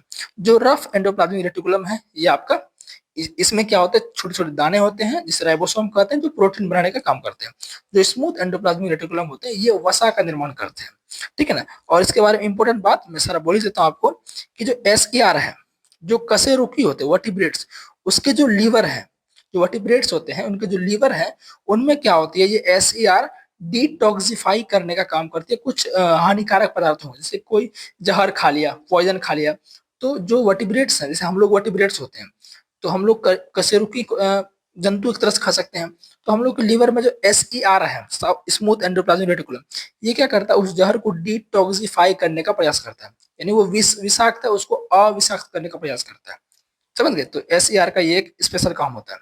ठीक है, चलिए आगे बढ़े, आगे बढ़ते हैं। सारा चीज हमने बताई दी आपको। हाँ, गोल्जी उपकरण बात करते हैं, गोल्जी उपकरण की बात करते हैं। यही आपका क्या है ई आर का संरचना है। मान चलिए ई आर का कॉपी भी दे देगा उसमें ना, ये आपका क्या ई आर का संरचना है। ठीक है ना, ठीक है चलिए। अब गोल्जी उपकरण का काम क्या होता है, भोजन का पैकेजिंग करना। इसकी खोज किसने की थी, 1898 में कैमिलो गोल्जिन की थी। जंतु कोशिका में यह एक झिल्लीयुक्त पोटिका है जो एक दूसरे के ऊपर समांतर रूप से सजी रहती है, जिन्हें कुंडिका सिस्टर्नी कहते हैं। इसके बारे में देखिए, ये ग्रुप डी में सवाल आया हुआ था ना, बहुत सवाल आया था कि सिस्टर्नी कहाँ होता है, इसमें सवाल आता था कि मतलब कि क्वेश्चन ऐसा था कि गोल्जी उपकरण में एक दूसरे के ऊपर झिल्ली युक्त समांतर रूप में एक संरचना होती है, उसे क्या कहते हैं, सिस्टर्नी कहते हैं। ये प्रश्न उसमें था। ठीक है ना, और सिस्टर्नी से ही क्या निकलती है, पुटिकाएं निकलती हैं, जिसको क्या बोलते हैं, पुटिकाएं निकल बोलते हैं ना। इसका संपर्क ईआर की झिल्लियों से रहता है। बोल देगा कि गोल्जी उपकरण का संपर्क किससे रहता है, तो ईआर के झिल्लियों से भी इसका संपर्क रहता है। ठीक है ना, इसलिए जटिल कोशिका झिल्ली क्षेत्र तंत्र के इसलिए जटिल कोश के झिल्ली तंत्र के दूसरे भाग को बनाती है। ईआर द्वारा बनाया गया पदार्थ, जो ईआर द्वारा क्या क्या बनाया जाएगा, प्रोटीन बनाया जाएगा, लिपिड बनाया जाएगा, जिसको वसा बोलेंगे। तो इनके द्वारा जो बनाए गए पदार्थ है वो आपका क्या होता है, गोल्जी उपकरण द्वारा पैक किया जाता है, पैकेजिंग कहते हैं। पादप कोशिका में गोल्जी काय को डिक्टोसोम कहते हैं, ध्यान रखिए। पादप कोशिका में, जंतु कोशिका में गोल्जी काय को गोल्जी काय ही कहते हैं, लेकिन पादप कोशिका में जो पादप कोशिका में जो गोल्जी काय होता है उसको डिक्टोसोम स्पेशल बोला जाता है, ध्यान रखिए। ठीक है, चलिए वही देखिए यहाँ पर संरचना इसकी बनाई गई है, ये देख सकते हैं ना, इसकी संरचना ये बनाई गई है। ये जो दिख रहा है आपको, ये जो पुटिकाएं है, ये क्या है आपका पुटिकाएं, ठीक है ना। और ये दिख रहा है ये सिस्टर्नी है, ठीक है, सिस्टर्नी है, जालयुक्त है ना। बोल देगा कि जंतु कोशिका में एक जालयुक्त संरचना होती है जो समांतर होती है, उसे क्या कहते हैं, सिस्टर्नी कहते हैं। ठीक है, कुंडिका हिंदी में कहते हैं। बाकी राजधानिया के बारे में जिसको बोलते हैं आपका वैक्यूल्स, इसके बारे में पूछ सकता है, तो इसके बारे में देख लेते हैं। राजधानिया का क्या काम है, यह पहले देख लेते हैं। यह ठोस अथवा तरल पदार्थों के संग्राहक थैलियां होती है, तो यह ठोस अथवा तरल पदार्थों की क्या होती है, संग्राहक थैलियां होती है। जंतु सेल में राजधानियां छोटी होती है और पादप सेल में बड़ी होती है। यानी कि पौधों की राजधानियां बड़ी होती है और जंतुओं की छोटी होती है, क्योंकि जंतुओं को उतनी ज्यादा जरूरत नहीं है, जरूरत है तो वो अपना उपाय उपाय कर लेते हैं, लेकिन पौधे कहाँ से उपाय करेंगे, इसलिए उसका क्या है, बड़ा होता है। ठीक है ना। पादप कोशिका की राजधानियों में कोशिका द्रव भरा होता है। पादप कोशिका की राजधानियों में क्या होता है, कोशिका द्रव भरा रहता है, और ये कोशिकाओं को स्फीति तथा कठोरता प्रदान करता है। और ये क्या करता है, कोशिका को स्फीति तथा कठोरता प्रदान करता है। ठीक है ना। पौधों के लिए जरूरी पदार्थ भी राजधानी में मौजूद होते हैं। जैसे कि पौधों की जो राजधानी है तो उसमें स्पेशल क्या क्या होते हैं, अमीनो अम्ल होते हैं, शर्करा होते हैं, कुछ कार्बनिक अम्ल एवं प्रोटीन भी होते हैं। ये सवाल जो है टेक्नीशियन लास्ट वाले में आया था। ठीक है ना। तो इस बार भी आ सकता है, क्या जरूरत है, मतलब क्या दिक्कत आ सकता है। हम तो पौधे के राजधानी में स्पेशल पदार्थ होते हैं, अमीनो अम्ल होते हैं, शर्करा होते हैं, कार्बनिक अम्ल होते हैं, प्रोटीन होते हैं। ठीक है ना। हाँ। अमीबा जैसे एक कोश के जीवों में उनके खाद्य राजधानी में उनके द्वारा उपभोग में लाए गए खाद्य पदार्थ होते हैं। कुछ एक कोश के जीवों में राजधानियां जल तथा कुछ अवशिष्ट पदार्थों को शरीर से बाहर निकालने में महत्वपूर्ण भूमिका निभाते हैं। मतलब राजधानियां जो आपका है वो क्या करती है, इसका काम क्या है, इसका काम आपका क्या है कि बेकार पदार्थों को, जो पदार्थ जरूरत नहीं है, बेकार है, अपशिष्ट है, उसको बाहर निकालने का भी ये क्या करती है, काम करती है। समझ गए बात को। तो ये आपका कोशिका से जो भी इंपोर्टेंट टॉपिक थे, जो कि नेक्स्ट शिफ्ट में 9 मार्च 10 मार्च को आ सकते हैं, वो मैंने आपको करा। अब देखते हैं नेक्स्ट टॉपिक। तो ऊतक में जो है एपिथेलियम ऊतक से प्रश्न आया था, और इसी यही आपको फिर से आएगा, इतना मैं कह सकता हूँ, है ना। तो इसी को हम रिवीजन फटाक से कर लेते हैं। बाकी उधर जो आपका पादप ऊतक उसमें तो स्टूडेंट कर लेते हैं, लेकिन उसको भी मैं आपको बता देता हूँ। ठीक है। उसके उससे भी एक प्रश्न आया था पेरेन्काइमा से, तो उसको भी देख, पहले इसको हम देख लेते हैं ना। देखिए जंतु ऊतक आपके क्या होते हैं, 4 प्रकार के होते हैं, एपिथेलियम ऊतक, उपकला ऊतक, संयोजी ऊतक, पेशीय ऊतक, तंत्रिका ऊतक। मतलब एपिथेलियम को उपकला कहते हैं। अब इसका फटाफट रिवीजन कर लेते हैं। एपिथेलियम को क्या कहते हैं, उपकला कहते हैं ना। तो यह क्या होता है, यह जंतु के शरीर को ढकने या बाहरी रक्षा प्रदान करने वाला ऊतक है। मतलब बाहरी परत जो बनाता है उसी प्रकार, वही क्या है, एक प्रकार का ये आपका त्वचा है। एपिथेलियम ऊतक के बारे में और बात करें तो यह शरीर के अंदर, यह शरीर के अंदर स्थित बहुत से अंगों और गुहिकाओं, खाली जगह जो शरीर के अंदर है उसको क्या करता है, ये भरता है। कौन आपका, ये आपका एपिथेलियम ऊतक। स्टेटमेंट वाइज ही पूछेगा तो उसी में आप फंसिएगा, लेकिन अब ये रिवीजन कर रहे हैं इस वीडियो से तो नहीं फंसिएगा। यह शरीर के विभिन्न तंत्र को एक दूसरे से अलग रखने के लिए एक अवरोध के रूप में भी कार्य करता है। मतलब कि जैसे सपोज दैट पाचन तंत्र का कोई अंग जो है आपका श्वसन तंत्र से ना मिल जाए तो उसके लिए एक सेपरेट मार्ग भी तैयार करता है। कौन, आपका एपिथेलियम ऊतक। ठीक है। और बात करें, इस ऊतक की कोशिकाएं एक दूसरे से क्या होती है, सटी होती है। जैसे ग्रुप डी में पूछा था क्या कि संयोजी ऊतक की कोशिकाओं के संबंध में क्या सही है, तो उसके हटे होते हैं, लेकिन इसकी कोशिका क्या होती है, सटी होती है एपिथेलियम ऊतक की। ठीक है। और इन परतों के बीच क्या होता है, चिपकाने वाले पदार्थ कम होते हैं, और इनकी कोशिकाओं के बीच क्या होता है, कोई अंतर कोशिकीय स्थान नहीं होता। मतलब इंटरसेलुलर गैप नहीं होता है बिटवीन एपिथेलियम्स टिश्यू सेल। एपिथेलियम ऊतक की कोशिकाओं के जो बीच होता है, मतलब अंतरकोश के स्थान नहीं होता। इस बात को ध्यान रखिएगा। ठीक है ना। चलिए, कोई भी पदार्थ अगर शरीर में प्रवेश करेगा तो बाहर निकलता है या अंदर करता है, वो सारा एपिथेलियम ऊतक से उनको गुजरना ही गुजरना है। ठीक है ना। सामान्यतः सभी एपिथेलियम को एक बाहरी रेशेदार आधार झिल्ली उसे नीचे रहने वाले ऊतकों से अलग करती है। ठीक है ना। एपिथेलियम ऊतक का भी अब क्या होता है, 4 प्रकार होता है। इसी में हमको पूछा था मतलब सल्की उपकला ऊतक के बारे में निम्नलिखित में से क्या सही है ना। तो सल्की चारों हम पढ़ लेते हैं। तो सल्की उपकला ऊतक है, इसके बारे में ध्यान रखिए, यह अत्यधिक पतली और चपटी होती है। इसे सरल उपकला ऊतक भी कहा जाता है। इनकी कोशिका के केंद्र भी क्या होते हैं, चपटे होते हैं। जो आपके सल्की उपकला ऊतक की जो कोशिकाएं होती है उसकी कोशिका में केंद्रक भी क्या होते हैं, चपटी होती है, ध्यान रखिएगा। और यह किसका किसका निर्माण करता है, यह निर्माण करता है आहार नाल तथा मुंह के अस्तर। आहार नाल मुंह के अस्तर में जो मांसपेशियां हैं वो सब मांसपेशियां आपके सल्की उपकला ऊतक के परत के रूप में निर्माण करती है ना। और शरीर का रचनात्मक कवच मतलब कि त्वचा इन्हीं से बनी होती है। बोलेगा त्वचा किन से बनी होती है, तो आपके ऑब्वियसली बात है सल्की उपकला ऊतक से बनी होती है। ठीक है ना।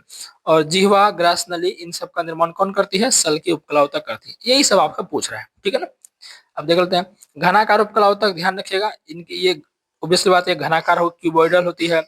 और यह जो है, जो आपकी आपके नेफ्रॉन वृक्क होती है, जो आपकी वृक्क है, किडनी, किडनी की जो नली होती है और लार ग्रंथि की नली होती है, वो किससे बनी होती है, घनाकार उपकला ऊतक। तो सल्की उपकला ऊतक क्या होगा, मुंह का अस्तर और आहार नाल का अस्तर बनाएगी, जिह्वा का अस्तर बनाएगी। और जो घनाकार उपकला ऊतक है वो आपकी क्या बनाएगी, वो बनाएगी आपका ग्रास क्या बोलते हैं, जो लार ग्रंथि की जो नली है, लार ग्रंथि की नली हो गई और आपका वृक्क की नली हो गई। ये इसमें कौन सा आपका उपकला ऊतक रहता है, घनाकार उपकला ऊतक रहता है। बस इतना ही ध्यान रखना है। स्तंभाकार में बस ध्यान रखना है कि जो आंत है, आंत में जो आपकी रहती है रसांकुर होता है ना, इसको विलाई कहते हैं आप, उंगली जैसे संरचना होती है जिसे विलाई कहते हैं।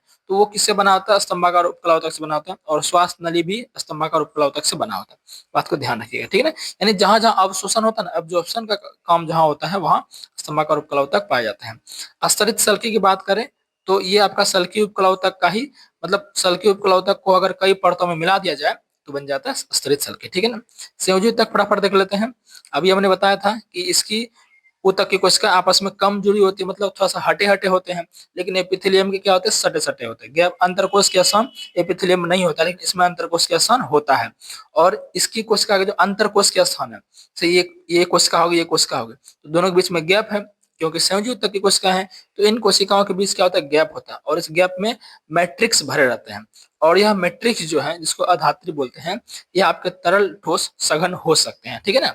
ये डिपेंड करता है कि अधात्री की प्रकृति जो है, मतलब तरल ठोस सघन क्या होगा, ये विशिष्ट संयोजी ऊतक के कार्य के अनुसार बदलती रहती है। यही सब पॉइंट ऐसा ऐसा पूछ देता है स्टेटमेंट में, जो कि स्टूडेंट को लगता है कि अरे यार ये तो सुना ही नहीं कभी, है ना। तो ध्यान रखिए। अब संयोजी ऊतक के भी 4 प्रकार होते हैं। रुधिर, 4 प्रकार कर रहा हूँ, उसके थोड़े से अलग प्रकार, मतलब ज्यादा प्रकार होते हैं। रुधिर हो गए, अस्थि हो गए, उपास्थि हो गए, स्नायु हो गए, लिगामेंट कहते हैं, कंडरा टेंडन हो गया, एरियोलर ऊतक हो गया जिसको अवकाशी ऊतक भी कहते हैं, वसामय ऊतक हो गया जिसको एडिपोज ऊतक कहते हैं। तो ये सारे किसके प्रकार है, संयोजी ऊतक के प्रकार है। तो ये भी दे सकता है निम्नलिखित में कौन सा संयोजी ऊतक का प्रकार नहीं है, या कौन सा संयोजी ऊतक के बारे में सही है, कुछ भी दे सकता है भाई। ये सारे पढ़ने के बाद आपको क्वेश्चन नहीं छूटेगा। अस्थि की बात करें, जिसको सिंपल हड्डी बोलते हैं, ये हड्डियों का ढांचा होता है, हड्डियों का ढांचा प्रदान करता है। यह मांसपेशियों को सहारा देता है और शरीर के मुख्य अंगों को सहारा देता है। यह ऊतक मजबूत और कठोर होता है। अस्थि की हड्डी को हम, मतलब अस्थि को हड्डी भी हम कहते हैं इसमें, ठीक है। चलिए नेक्स्ट बात करते हैं हम। हाँ, जो हड्डियों में होती है कौन सी कोशिका पाई जाती है, ऑस्टियोसाइट कोशिका पाई जाती है, ऑस्टियोब्लास्ट कोशिका पाई जाती है। तो ऑस्टियोसाइट कोशिका, ऑस्टियोब्लास्ट कोशिका किस में पाई जाती है, ये पाई जाती है आपकी अस्थियों, इनकी हड्डियों में पाई जाती है। अस्थियों में जो कठोर अधात्री होता है, अस्थियों में जो कठोर अधात्री होता है उसमें क्या होता है, कैल्शियम और फास्फोरस होता है। ग्रुप डी में यह प्रश्न पूछा गया कि हड्डी में जो कठोर, चूंकि हड्डी में कैसा अधात्री होगा, अभी मैंने बताया कि जो अधात्री है वो क्या हो सकते हैं, कठोर और द्रव, मतलब सघन हो सकते हैं।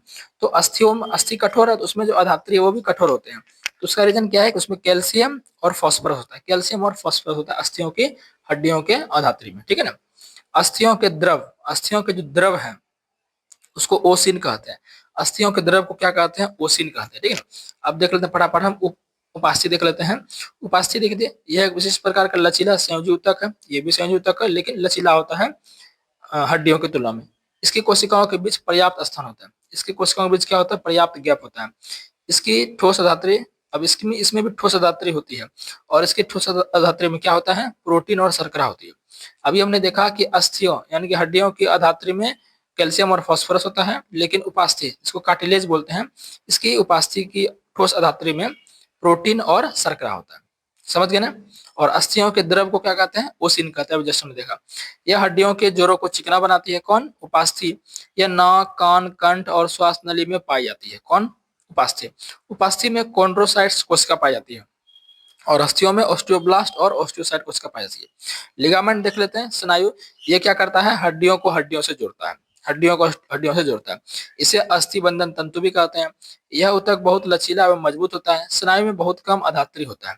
टेंडन देख लेते हैं, टेंडन क्या करता है, यह हड्डियों को मांसपेशियों से जोड़ता है। और यह मजबूत तथा सीमित लचीलेपन वाला रेशेदार ऊतक होता है, ठीक है ना। चलिए एरियोलर अवकाशी ऊतक देख लेते हैं। यह अंगों के बीच स्थान को भरता है। अंगों के बीच स्थान जो कौन भरता है, यह भरता है आपका अवकाशी ऊतक भरता है। यह ऊतकों की मरम्मत में सहायक होता है। कोई ऊतक टूट फूट गया उसकी मरम्मत में अवकाशी ऊतक ही सहायक होता है। यह त्वचा और मांसपेशियों के बीच रक्त नलिका के चारों ओर तथा नसों और अस्थि मज्जा में पाया जाता है। यह प्रश्न पूछ सकता है, ये पाया कहाँ जाता है, तो त्वचा और मांसपेशियों के बीच, कहाँ, त्वचा और मांसपेशियों के बीच कौन पाया जाता है, एरियोलर ऊतक, अवकाशी ऊतक पाया जाता है। और रक्त नलिका के चारों ओर, जो आपका रक्त नलिका क्या हो गया, जैसे आपका केशिकाएं हो गया और आपका क्या कहते हैं धमनी शिरा हो गया, ये सब रक्त नलिका हो गया। तो इनके चारों ओर आपके अवकाशी ऊतक ही पाए जाते हैं। और त्वचा और मांसपेशियों के बीच भी अवकाशी ऊतक ही पाए जाते हैं। एरियोलर टिश्यू इसको बोलते हैं, ठीक है। और नसों और अस्थि मज्जा मतलब जो रेन क्या बोलते हैं उसको, बोन मेरो, नसों और अस्थि मज्जा में भी पाया जाता है, ठीक है ना। यह आंतरिक अंगों को भी सहारा देता है, ठीक है ना। ये इसमें एक इंपॉर्टेंट बहुत पॉइंट है कि यह ऊतकों की टूट फूट हो जाता है तो उसकी ये मरम्मत करता है, ठीक है। बात करते हैं वसामय ऊतक। वसामय ऊतक क्या होता है, एडिपोस टिश्यू, सिंपल सी बात है, फैटिस वाला ये बात कर रहा है। यह त्वचा के नीचे होता है, यह त्वचा के नीचे आंतरिक अंगों के बीच पाया जाता है। इस ऊतक की कोशिकाओं वसा की गोलिकाओं से भरी होती है, वसा की गोलिकाओं की क्या भरी होती है, यह वसा का संग्रहण करता है, इसलिए यह उसमें कुचालक का कार्य भी करता है। अब चूंकि वसा ज्यादा आ गया तो आपको गर्मी आ जाएगा बहुत ज्यादा, तो कुचालक का कार्य करता है। यह ठंडे प्रदेश के जंतुओं में ज्यादा पाया जाता है, ठीक है, ध्यान रखिएगा। तो यह त्वचा के नीचे आंतरिक अंगों में पाया जाता है, ठीक है। अब पेशियों तक फटाफट देख लेते हैं। पेशियों तक क्या हो जाएगा, पेशियों तक लंबी कोशिकाओं का बना होता है जिसे पेशीय रेशे भी कहते हैं। यह हमारे शरीर में गति के लिए उत्तरदायी होता है। बोले कि गति के लिए उत्तरदायी हमारे शरीर में कौन सा ऊतक होता है, तो पेशियों तक मस्कुलर टिश्यू, ठीक है ना। इसमें एक विशेष प्रकार की प्रोटीन होती है जिसे क्या कहते हैं, सिकुड़ने वाला प्रोटीन कहते हैं। पेशियों तक की कोशिकाओं में एक विशेष प्रकार का प्रोटीन होता है जिसे सिकुड़ने वाला प्रोटीन कहते हैं, ठीक है ना। इसी प्रोटीन के कारण जो है संकुचन एवं प्रसार यानी कि फैलाव और सिकुड़ाव होता है, ठीक है। इसी सिकुड़ने वाले प्रोटीन के संकुचन एवं प्रसार के कारण गति होती है, ठीक है। अब पेशियों तक के भी क्या होते हैं, तीन प्रकार होते हैं, रेखित पेशी, आरेखित पेशी और कार्डियक पेशी। रेखित पेशी जिसको ऐच्छिक पेशी भी कहते हैं, इसको कंकाल पेशी भी कहते हैं, क्योंकि रेखित पेशी ज्यादातर कंकाल से ही बनी होती है। रेखित पेशी फटाफट देख लेते हैं हम। इस पेशी को हम इच्छा अनुसार गति करा सकते हैं, इसलिए इसे हम ऐच्छिक पेशी भी कहते हैं। जैसे हाथ पैर को आप अपने मन से गति करा सकते हैं, जब आपका मन हो हाथ हिलाएं, पैर हिलाएं, गर्दन हिलाएं, क्या है उसमें रेखित पेशी होती है, उसी को ऐच्छिक पेशी कहते हैं, ठीक है। इस पेशी को कंकाल पेशी भी कहते हैं क्योंकि यह ज्यादातर हड्डियों से जुड़ी होती है। जब सूक्ष्म दृष्टि से देखते हैं, ये इंपॉर्टेंट पॉइंट है, यहाँ पर ध्यान से सुनिएगा। जब सूक्ष्म दृष्टि से देखते हैं तो हमें हल्के तथा गहरे रंगों में एक के बाद एक रेखाओं तथा धारियों की तरह दिखाई पड़ती है। ये किसमें, रेखित पेशी में, यहाँ देख सकते हैं आप, है ना, देखिए हल्के तथा गहरे रंगों में दिख रहा है ना, धारीदार संरचना, है ना। तो ये बात है। और इसके बाद में ध्यान रखना है कि इस ऊतक की कोशिकाओं में क्या होती है, मतलब ये लंबा का बेलनाकार है, लंबा भी है, शाखारहित मतलब ब्रांच नहीं होता है, और बहुनाभ है, बहुनाभ मतलब बहु ज्यादा केंद्रक, बहुकेंद्रक बोल सकते हैं। तो रेखित पेशी में आपको क्या ध्यान रखना है कि जब सूक्ष्मदर्शी से देखा जाता है तो इनमें धारी जैसी पट्टियां दिखती है गहरी रंग की, है ना, और ये बेलनाकार होते हैं, शाखा रहित होती है, और बहुत ज्यादा इसमें केंद्र होता है, यानी कि बहुकेंद्रीय होती है। इतना आपको ध्यान रखना है। बाकी हाथ पैर पीठ और अन्य अंगों में पाई जाती है, ठीक है। आरेखित की बात करें, आरेखित की बात करें, इस पेशी को हम अपने इच्छानुसार गति नहीं करा सकते हैं, इसलिए हम इसे अनैच्छिक पेशी भी कहते हैं। इसे चिकनी पेशी भी कहते हैं, आरेखित पेशी को चिकनी पेशी भी कहते हैं, क्योंकि इनमें रेखाएं नहीं होती। इसमें क्या होती है, रेखाएं नहीं होती है ना। आहार नाली में भोजन का प्रवाह या रक्त नलिका का प्रसार एवं संकुचन ये हमारे नियंत्रण में नहीं है। जैसे कि आहार नाल में भोजन का प्रभाव, जैसे आप खाना खाएं तो खाना आपका पूरा स्पीड से अंदर चला गया पेट में, तो आपने नहीं भेजा उसको, वो तो अपने मन से गया ना, तो आपका उस पर कंट्रोल नहीं है। तो वही चीज यहाँ पर ये बोल रहा है। यह आंख की पलक कहाँ कहाँ पाया जाता है, ये सुनो। आंख की पलक, मूत्रवाहिनी और फेफड़ों की श्वसनी में पाया जाता है। कौन, आपका अनैच्छिक पेशी है, ठीक है ना। इस ऊतक की कोशिकाएं ये भी लंबी होती है, ये भी लंबी होती है। आखिरी सिरा से क्या निकुला होता है, तरकु रूपी होता है। ये जो संरचना इसकी दिख रही है ये तरकु रूपी इसको बोलते हैं, स्पिंडल, स्पिंडल के रूप में, ठीक है ना। और क्या होते हैं, एक केंद्रीय। रेखित पेशी क्या था, बहुत के बहु केंद्रीय था, लेकिन ये अरेखित पेशी क्या आता है, तरकु रूपी होती है, लंबी ये भी होती है, सिरों पर नुकीली होती है, और आपका ये क्या होती है, शाखा रहित ये भी होती है, ठीक है ना। तो इतना ध्यान रखिएगा। चलिए, कार्डियक पेशी की बात करें तो कार्डियक पेशी भी अनैच्छिक पेशी की तरह ही होती है, इसको भी आप कंट्रोल नहीं कर सकते हैं, क्योंकि कार्डियक पेशी कहाँ होता है, हृदय में होता है। नाम ही है कार्डियक, कार्डियक पेशी कहाँ होता है, हृदय में होता है, ठीक है ना। ये जीवन भर लयबद्ध होती रहती है, मतलब कार्य करती रहती है, मतलब प्रसार एवं संकुचन करती रहती है। ये भी अनैच्छिक पेशी होती है। इसकी कोशिका बेलनाकार शाखाओं वाली और एक केंद्रीय होती है। ये जो होती है शाखा रहित नहीं होती है, ये शाखित होती है। कार्डियक पेशी शाखित होती है, इसमें शाखाएं देख सकते हैं आप, शाखाएं निकली हुई है। बेलनाकार ये भी है, तरकुरूपी इसमें भी थोड़ा सा, मतलब एक तरह से अगर बोला जाए तो ये रेखित और अरेखित का मिक्स होता है, ठीक है ना। तो ये ध्यान रखिएगा। तो ये आपका था, बता दिया। बाकी तंत्रिकाओं तक आप जान ही रहे हैं ना। तंत्रिकाओं तक में हमसे पूछा था न्यूरॉन के, इसमें पूछा था डेंड्राइट के बारे में क्या सही है, इस ये प्रश्न पूछा था। दे दिया था कि डेंड्राइट और एक्सॉन के बारे में क्या सही है। तो भाई ध्यान रखिएगा कि डेंड्राइट में क्या होते हैं, ऑप्शन उसमें था डेंड्राइट में क्या होते हैं, डेंड्राइट में छोटे छोटे शाखाएं निकली ये रहती है, तो ये ऑप्शन में था, तो यही सही होगा। एक्सॉन के बारे में क्या सही है, तो एक्सॉन एक लंबी पतली वाली एक सिंगल एक लाइन मतलब कह सकते हैं रेखाई टाइप की होती है ना। तो इस तरह से ये था, तो इसके बारे में ये सही है। तो लेकिन पूरा फटाफट हम पढ़ लेते हैं। इसमें न्यूरॉन कोशिका होती है, यह ऊतक की कोशिका उत्तेजना के प्रति बहुत जल्दी क्रिया करती है। मस्तिष्क, मेरुरज्जु तथा तंत्रिकाएं सभी तंत्रिका ऊतक से बने होते हैं। न्यूरॉन में कोशिकाएं केंद्रक तथा कोशिका द्रव होते हैं, है ना। डेंड्राइट्स, अब थोड़ा सा आप चित्र में देख सकते हैं, सब चीज आप जानते ही हैं, है ना, सब चीज आप जानते हैं। ये डेंड्राइट्स हो गया, है ना। ये आपका एक्सॉन, ये जो निकल रहा है लंबा एक्सॉन है। यहाँ पर माइलिन शीथ है, इसके अंदर ये न्यूक्लियस है ना। ये आपका सीधा स्वान सेल है, नर्व एंडिंग है। उतना आपको नहीं देखना, बस रिवीजन करना, पढ़ाया मैंने आपको सारा हुआ। डेंड्राइट्स क्या होता है, यह न्यूरॉन में बहुत सारे छोटी शाखा की तरफ प्रवर्ध निकले रहता है। एक्सॉन क्या है, यह न्यूरॉन में लंबा प्रवर्ध होता है, देख सकते हैं आप यहाँ, ठीक है। अब तंत्रिका कोशिका के बारे में ध्यान रखिएगा। तंत्रिका कोशिका जो है ये 1 मीटर तक लंबी हो सकती है। आपको पता है कि मनुष्य मतलब मनुष्य की सबसे लंबी कोशिका यही होती है, और दुनिया की भी यही होती है। बहुत सारे तंत्रिका रेशे संयोजी ऊतक के द्वारा एक साथ मिलकर एक तंत्रिका का निर्माण करते हैं, ठीक है। तो ये आपको, तो तंत्रिका कोशिका 1 मीटर तक लंबी हो सकती है, ध्यान रखिएगा, 1 मीटर तक, ठीक है ना। चलिए अब बात करते हैं थोड़ा सा पादप वाला। पादप ऊतक वाला थोड़ा बात कर लेते हैं। बेसिकली पेरेन्काइमा, कोलेनकाइमा और स्क्लेरेन्काइमा, इसी के बारे में पूछ रहा है ना स्टेटमेंट देके। मेरे से मृदु ऊतक के बारे में पूछा था। तो मृदु ऊतक जिसको पेरेन्काइमा कहते हैं, इंग्लिश में पेरेन्काइमा कहते हैं। तो इसकी सेल वॉल क्या होती है, पतली होती है। क्या होती है, पतली होती है। और इसकी सेल क्या होती है, जीवित होती है। कोशिका इसकी जीवित होती है, मृत नहीं होती है, ठीक है ना। मृदु ऊतक भले इसका नाम है, लेकिन ये इसकी कोशिकाएं जीवित होती है।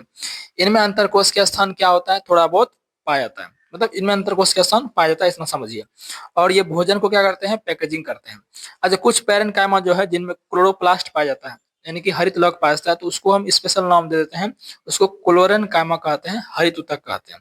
और कुछ जो जलीय पौधे होते हैं उनमें जो पैरेन्काइमा होते हैं उसकी कोशिकाओं के मध्य क्या होती है, हवा की बड़ी कैविटी होती है, जिससे मतलब जो क्या करती है, पौधों को स्विमिंग में मदद करती है। तो उस प्रकार के हम उस प्रकार के मृदु ऊतक को कहते हैं एरेनकाइमा, यानी कि वायु ऊतक कहते हैं, ठीक है ना। स्थूल कोण की बात करें तो ये आपका क्या होता है, पौधों में लचीलापन, पौधा लचीला होता है ना। आंधी देखिएगा, जल्दी आंधी आता है, जल्दी नहीं टूटता, पर बहुत खतरनाक आंधी आएगा तभी जाके पेड़ टूटता है। तो लचीलेपन का गुण जो पौधे में इन्हीं स्थूल कोण ऊतक के कारण होता है। और यह पौधों को यांत्रिक सहायता, मैकेनिकल सपोर्ट देता है। यह एपिडर्मिस के नीचे पर्णविरित में पाए जाते हैं। कौन, स्थूल कोण। स्थूल कोण होता है जो आपका है एपिडर्मिस, अधिचर्म जिसको बोलते हैं ना। किसी भी पौधे का ऊपर वाला पार्ट जो होता है वो एपिडर्मिस होता है। एपिडर्मिस के नीचे पर्णवृत्त में पाए जाते हैं। इसकी सेल जीवित होती है, इसकी भी सेल क्या होती है, जीवित होती है, लंबी होती है, और अनियमित ढंग से कोनों पर क्या होती है, मोटी होती है। ये स्थूल कोण ऊतक है, इनका इस तरह से ये होता है, ठीक ना। गैप थोड़ा सा इसमें कम रहता है। गैप क्या रहता है इसमें, मतलब कम या बोल सकते हैं नहीं ही होता है। तो इसका कोनों पर जो है मोटा होता है। उसका कारण क्या है कि पेक्टिन के जमाव के कारण ये क्या होता है, इसके कोनों पर इरेगुलर शेप में मोटी होती है, ठीक, ध्यान रखिए। दृढ़ ऊतक, इसकी कोशिका आपकी क्या होगी, इसकी कोशिका आपकी मृत होती है, और ये लंबी और पतली होती है। यह पौधों को कठोर एवं मजबूत बनाता है। सेल अत्यधिक क्या होगी, मोटी होगी। और इसका कारण क्या है कि लिग्निन कारण, ध्यान रखिए क्या कारण, लिग्निन कारण। अभी हमने देखा कि स्थूल कोण ऊतक कोलेनकाइमा थी, उसकी कोशिका कोनों पर जो अनियमित रूप से मोटी होती थी, किसी कारण, पैक्टिन के कारण। लेकिन दृढ़ ऊतक की जो सेल अत्यधिक मोटी होती है वो लिग्निन के कारण होती है, ठीक है ना, ध्यान रखिए बात को। तो अंतरकोश के स्थान इसमें क्या होता है, नहीं होता। इसमें अंतरकोश के स्थान क्या होता है, नहीं होता, ध्यान रखिएगा, ठीक ना। जटिल अस्थायी ऊतक जो है, जटिल अस्थायी ऊतक में ध्यान रखिएगा, जाइलम और फ्लोएम पढ़ेंगे हम। यह एक प्रकार का संवहन ऊतक है। यह पौधों को जल एवं खनिज लवण का प्रवाह करता है और एक दिशा कार्य करता है। मतलब एक दिशा कहने का मतलब हो गया सिर्फ नीचे से, यानी कि पौधों के जड़ों से जल, मतलब जड़ मिट्टी से जल लेकर ऊपर पहुंचाएगा, ना कि ऊपर से जल नीचे आएगा। इसलिए एक दिशा में ही कार्य करता है, ध्यान रखिएगा। जाइलम कितने तत्व होते हैं, जाइलम के 4 तत्व होते हैं। अब इन्हीं 4 तत्व से प्रश्न पूछता है। ये तो सबको पता है कि जाइलम जल का परिवहन करता है, जल और खनिज लवण का। तो ये नहीं पूछता है, इतना हल्का नहीं पूछता है। अब पूछता है इसके चारों के कार्य। जाइलम 4 तत्व से मिलकर बना होता है। वाहिनिकाएं, वाहिकाएं, जाइलम मृदुतक, जाइलम तंतु। तो सभी को देख लेते हैं। वाहिनिकाएं जो है इसको ट्रैकियार्ड बोलते हैं। इस प्रकार की कोशिकाएं निर्जीव होती है, यानी कि मृत होती है, लंबी, नलिकाकार एवं दोनों सिरों पर नुकीली होती है। ध्यान रखिए इसके बारे में इतना ही। वाहिकाएं की बात करें, ये पतली बेलनाकार होती है। ये जल एवं खनिज लवणों का परिवहन करती है। कौन, वाहिकाएं, ठीक है ना। जाइलम मृदु तक की बात करें, इसकी कोशिका जीवित होती है। देखिए पूछ सकता है ऐसे, क्योंकि इसमें मृदु तक लगा है ना। मृदु तक अभी हमने देखा है, मृदु तक कोशिका क्या होती है, जीवित होती है। तो इसकी कोशिका जीवित होगी। ये जो कि मृत्यु तक के समान ही होती है। ये खाद्य पदार्थों क्या करती है, संचय करती है, ठीक है ना। जाइलम तंतु की बात करें तो ये भी इसकी कोशिका मृत होती है और ये पौधे को मजबूती प्रदान करती है, दृढ़ता प्रदान करती है। उसी तरह फ्लोएम देख लेते हैं। फ्लोएम का काम आपको पता है, यह पौधों में भोजन का परिवहन करेगी, लेकिन इसका चार तत्व जो है ये भी चार तत्व से मिलकर बना है, उससे प्रश्न पूछेगा। और ये द्विदिशीय कार्य करेगी, मतलब भोजन जो है जड़ों से ऊपर भी जा सकता है और ऊपर से नीचे भी आ सकता है, ठीक है। तो द्विदिशीय कार्य करेगी, लेकिन जाइलम एक दिशीय। फ्लोएम के चार तत्व होते हैं। एक चाली नलिका, इसी को सीव ट्यूब कहते हैं। इस बार ग्रुप डी में ये प्रश्न स्टूडेंट को फंसा दिया था। सीव ट्यूब सीधे ऐसे लिख दिया था, सीव हिंदी में लिख दिया और ट्यूब भी हिंदी में लिख दिया, तो ध्यान रखिएगा इसी को बोलते हैं। तो चालनी नलिकाएं जो है यह भोज्य पदार्थों क्या करती है, घुलित अवस्था में स्थानांतरण करता है या परिवहन करता है, आप ये कह सकते हैं। और सहकोशिका जो है ये इसकी मदद करती है चालनी नलिका की, ठीक है, ध्यान रखिएगा। सहकोशिका लंबी पतली और चालनी नलिकाओं के पार्श्व में, साइड में, सपोज दैट ये आपका चालनी नलिका है जिसके साइड में एक कंपेनियन सेल, इसको इंग्लिश में बोलते हैं सहकोशिका को, ये साइड में स्थित रहती है, ठीक है ना। चलिए, और केवल आवृत बीजी पादपों के फ्लोएम में ही सहकोशिका पाई जाती है। आवृत बीजी मतलब जिनके बीजों पर कवड़ पाए जाते हो। फ्लोएम मृदु तक की बात करें तो यह भोजन को क्या करेगी, जमा करेगी यानी संचय करेगी। फ्लोएम रेशा की बात करें तो ये क्या करेगी, फ्लोएम तक को दृढ़ता प्रदान करेगी, मजबूती प्रदान करेगी, ठीक है ना। तो ये आपका जाइलम फ्लोएम भी हमने देख लिया। तो जो मैंने आपको बताया ऊतक में बस इतना ही, ऊतक से आपका प्रश्न आएगा और इसी से आ रहा है घुमा फिरा के, इसी में स्टेटमेंट वाइज दे रहा है। तो ऊतक से इतना अगर आपने रिविजन कर लिया हमसे तो आपको दिक्कत नहीं होगा, ठीक है। अब हम देख लेते हैं पीरियोडिक टेबल। देखिए पीरियोडिक टेबल को हटा दिया गया, लेकिन फिर भी जो है ये लोग प्रश्न पूछ रहा है, तो भाई हम क्यों इसको पीछे हटे, ऑलरेडी इसको कर लेते हैं, हम पहले इसको कर लेते हैं। डोबरायर का अतिरिक्त नियम नहीं पूछा है, पूछ सकता है जब आया तो किसी भी कोई भी पूछ सकता है। ध्यान रखिएगा 1817 में दिया गया नियम है, परमाणु द्रव्यमान पर आधारित है, समान गुण वाले तत्वों को लिया गया था, 3 तत्वों का त्रिक बनाया, केवल 3 ही त्रिक बन पाए। ये सारे डोबरायर के त्रिक के बारे में अगर स्टेटमेंट वाइज देगा तो आप नहीं छोड़िएगा उस क्वेश्चन को। से लिथियम सोडियम पोटेशियम का एक ट्रिक बना, ठीक है ना। फिर आपका कैल्शियम स्ट्रांसियम बेरियम का आपका ट्रिक मतलब त्रिक बना। फिर क्लोरीन ब्रोमीन आयोडीन का एक क्या बना, त्रिक बना, ठीक है ना। तो ये 3 ही त्रिक पॉसिबल हुए थे। कितने त्रिक पॉसिबल हुए थे, 3 ही, lithium sodium potassium calcium strontium barium chlorine bromine iodine, ये 3 ही त्रिक पॉसिबल हुए थे डोबरायर के त्रिक। बाकी ज्यादा सफल नहीं रहा, असफल हो गया था, परमाणु द्रव्यमान पर आधारित था, ध्यान रखिएगा, ठीक है ना। न्यूलैंड कास्टर नियम की बात करें 1865 में दिया गया था। इसके समय 56 तत्व ज्ञात थे। कितने ज्ञात थे, 56 तत्व ज्ञात थे, और ये भी परमाणु द्रव्यमान पर ही आधारित था। यह नियम केवल कैल्शियम तक लागू होता है। कहां तक लागू होता है, कैल्शियम तक लागू होता है। यही सब मैं तो पॉइंट लिखा हूं ना, परमाणु द्रव्य पर आधारित ये भी था।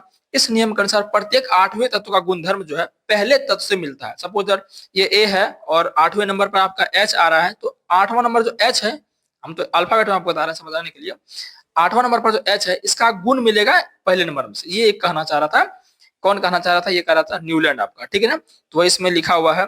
इस नियम की तुलना संगीत के सुरों से भी की गई थी, सारे गा मा पा धा नी सा, इससे की गई थी, ठीक है ना। यह नियम सिर्फ हल्के तत्वों के लिए था। यह नियम सिर्फ हल्के तत्वों के लिए था। इन्होंने कहा भविष्य में कोई तत्व की खोज नहीं होगी, लेकिन ये सब गलत साबित हो गया था, ठीक है, इतना बार। यहाँ देखिए दिया है सारे गा मा पा धा नी, वापस सा आएगा ना, तो यानी कि 8वां जो आएगा वो इस पहले का मैच कर जाएगा। तो देखिए hydrogen lithium beryllium boron carbon nitrogen oxygen, hydrogen lithium beryllium boron carbon nitrogen oxygen, फिर fluorine sodium magnesium aluminium silicon phosphorus sulphur, इस तरह से ये आगे आपका है बनता है, ठीक है ना। लेकिन ज्यादा सफल इसका ये नहीं रहा। बस इसमें आपको ध्यान रखने वाली बात ये है, ये जो मैंने स्टेटमेंट प्रश्न बताया ये आपको ध्यान रखना, ठीक है ना। चलिए बाकी आप देखते हैं मेंडलीफ का फटाफट। मेंडलीफ की बात करें इसका भी परमाणु द्रव्यमान पर ही आधारित था, 1872 में दिया गया था। देखिए ये ईस्वी वगैरह जो कहीं का थोड़ा सा उलट फिर हो सकता है, तो उसके लिए आपको चिंता नहीं करना। इसके समय अच्छा इन्होंने बोला था कि तत्वों के भौतिक एवं रासायनिक गुण जो है उनके परमाणु भारों के आवर्ती प्रण होते हैं। ये स्टेटमेंट में फंसा सकता है आपको।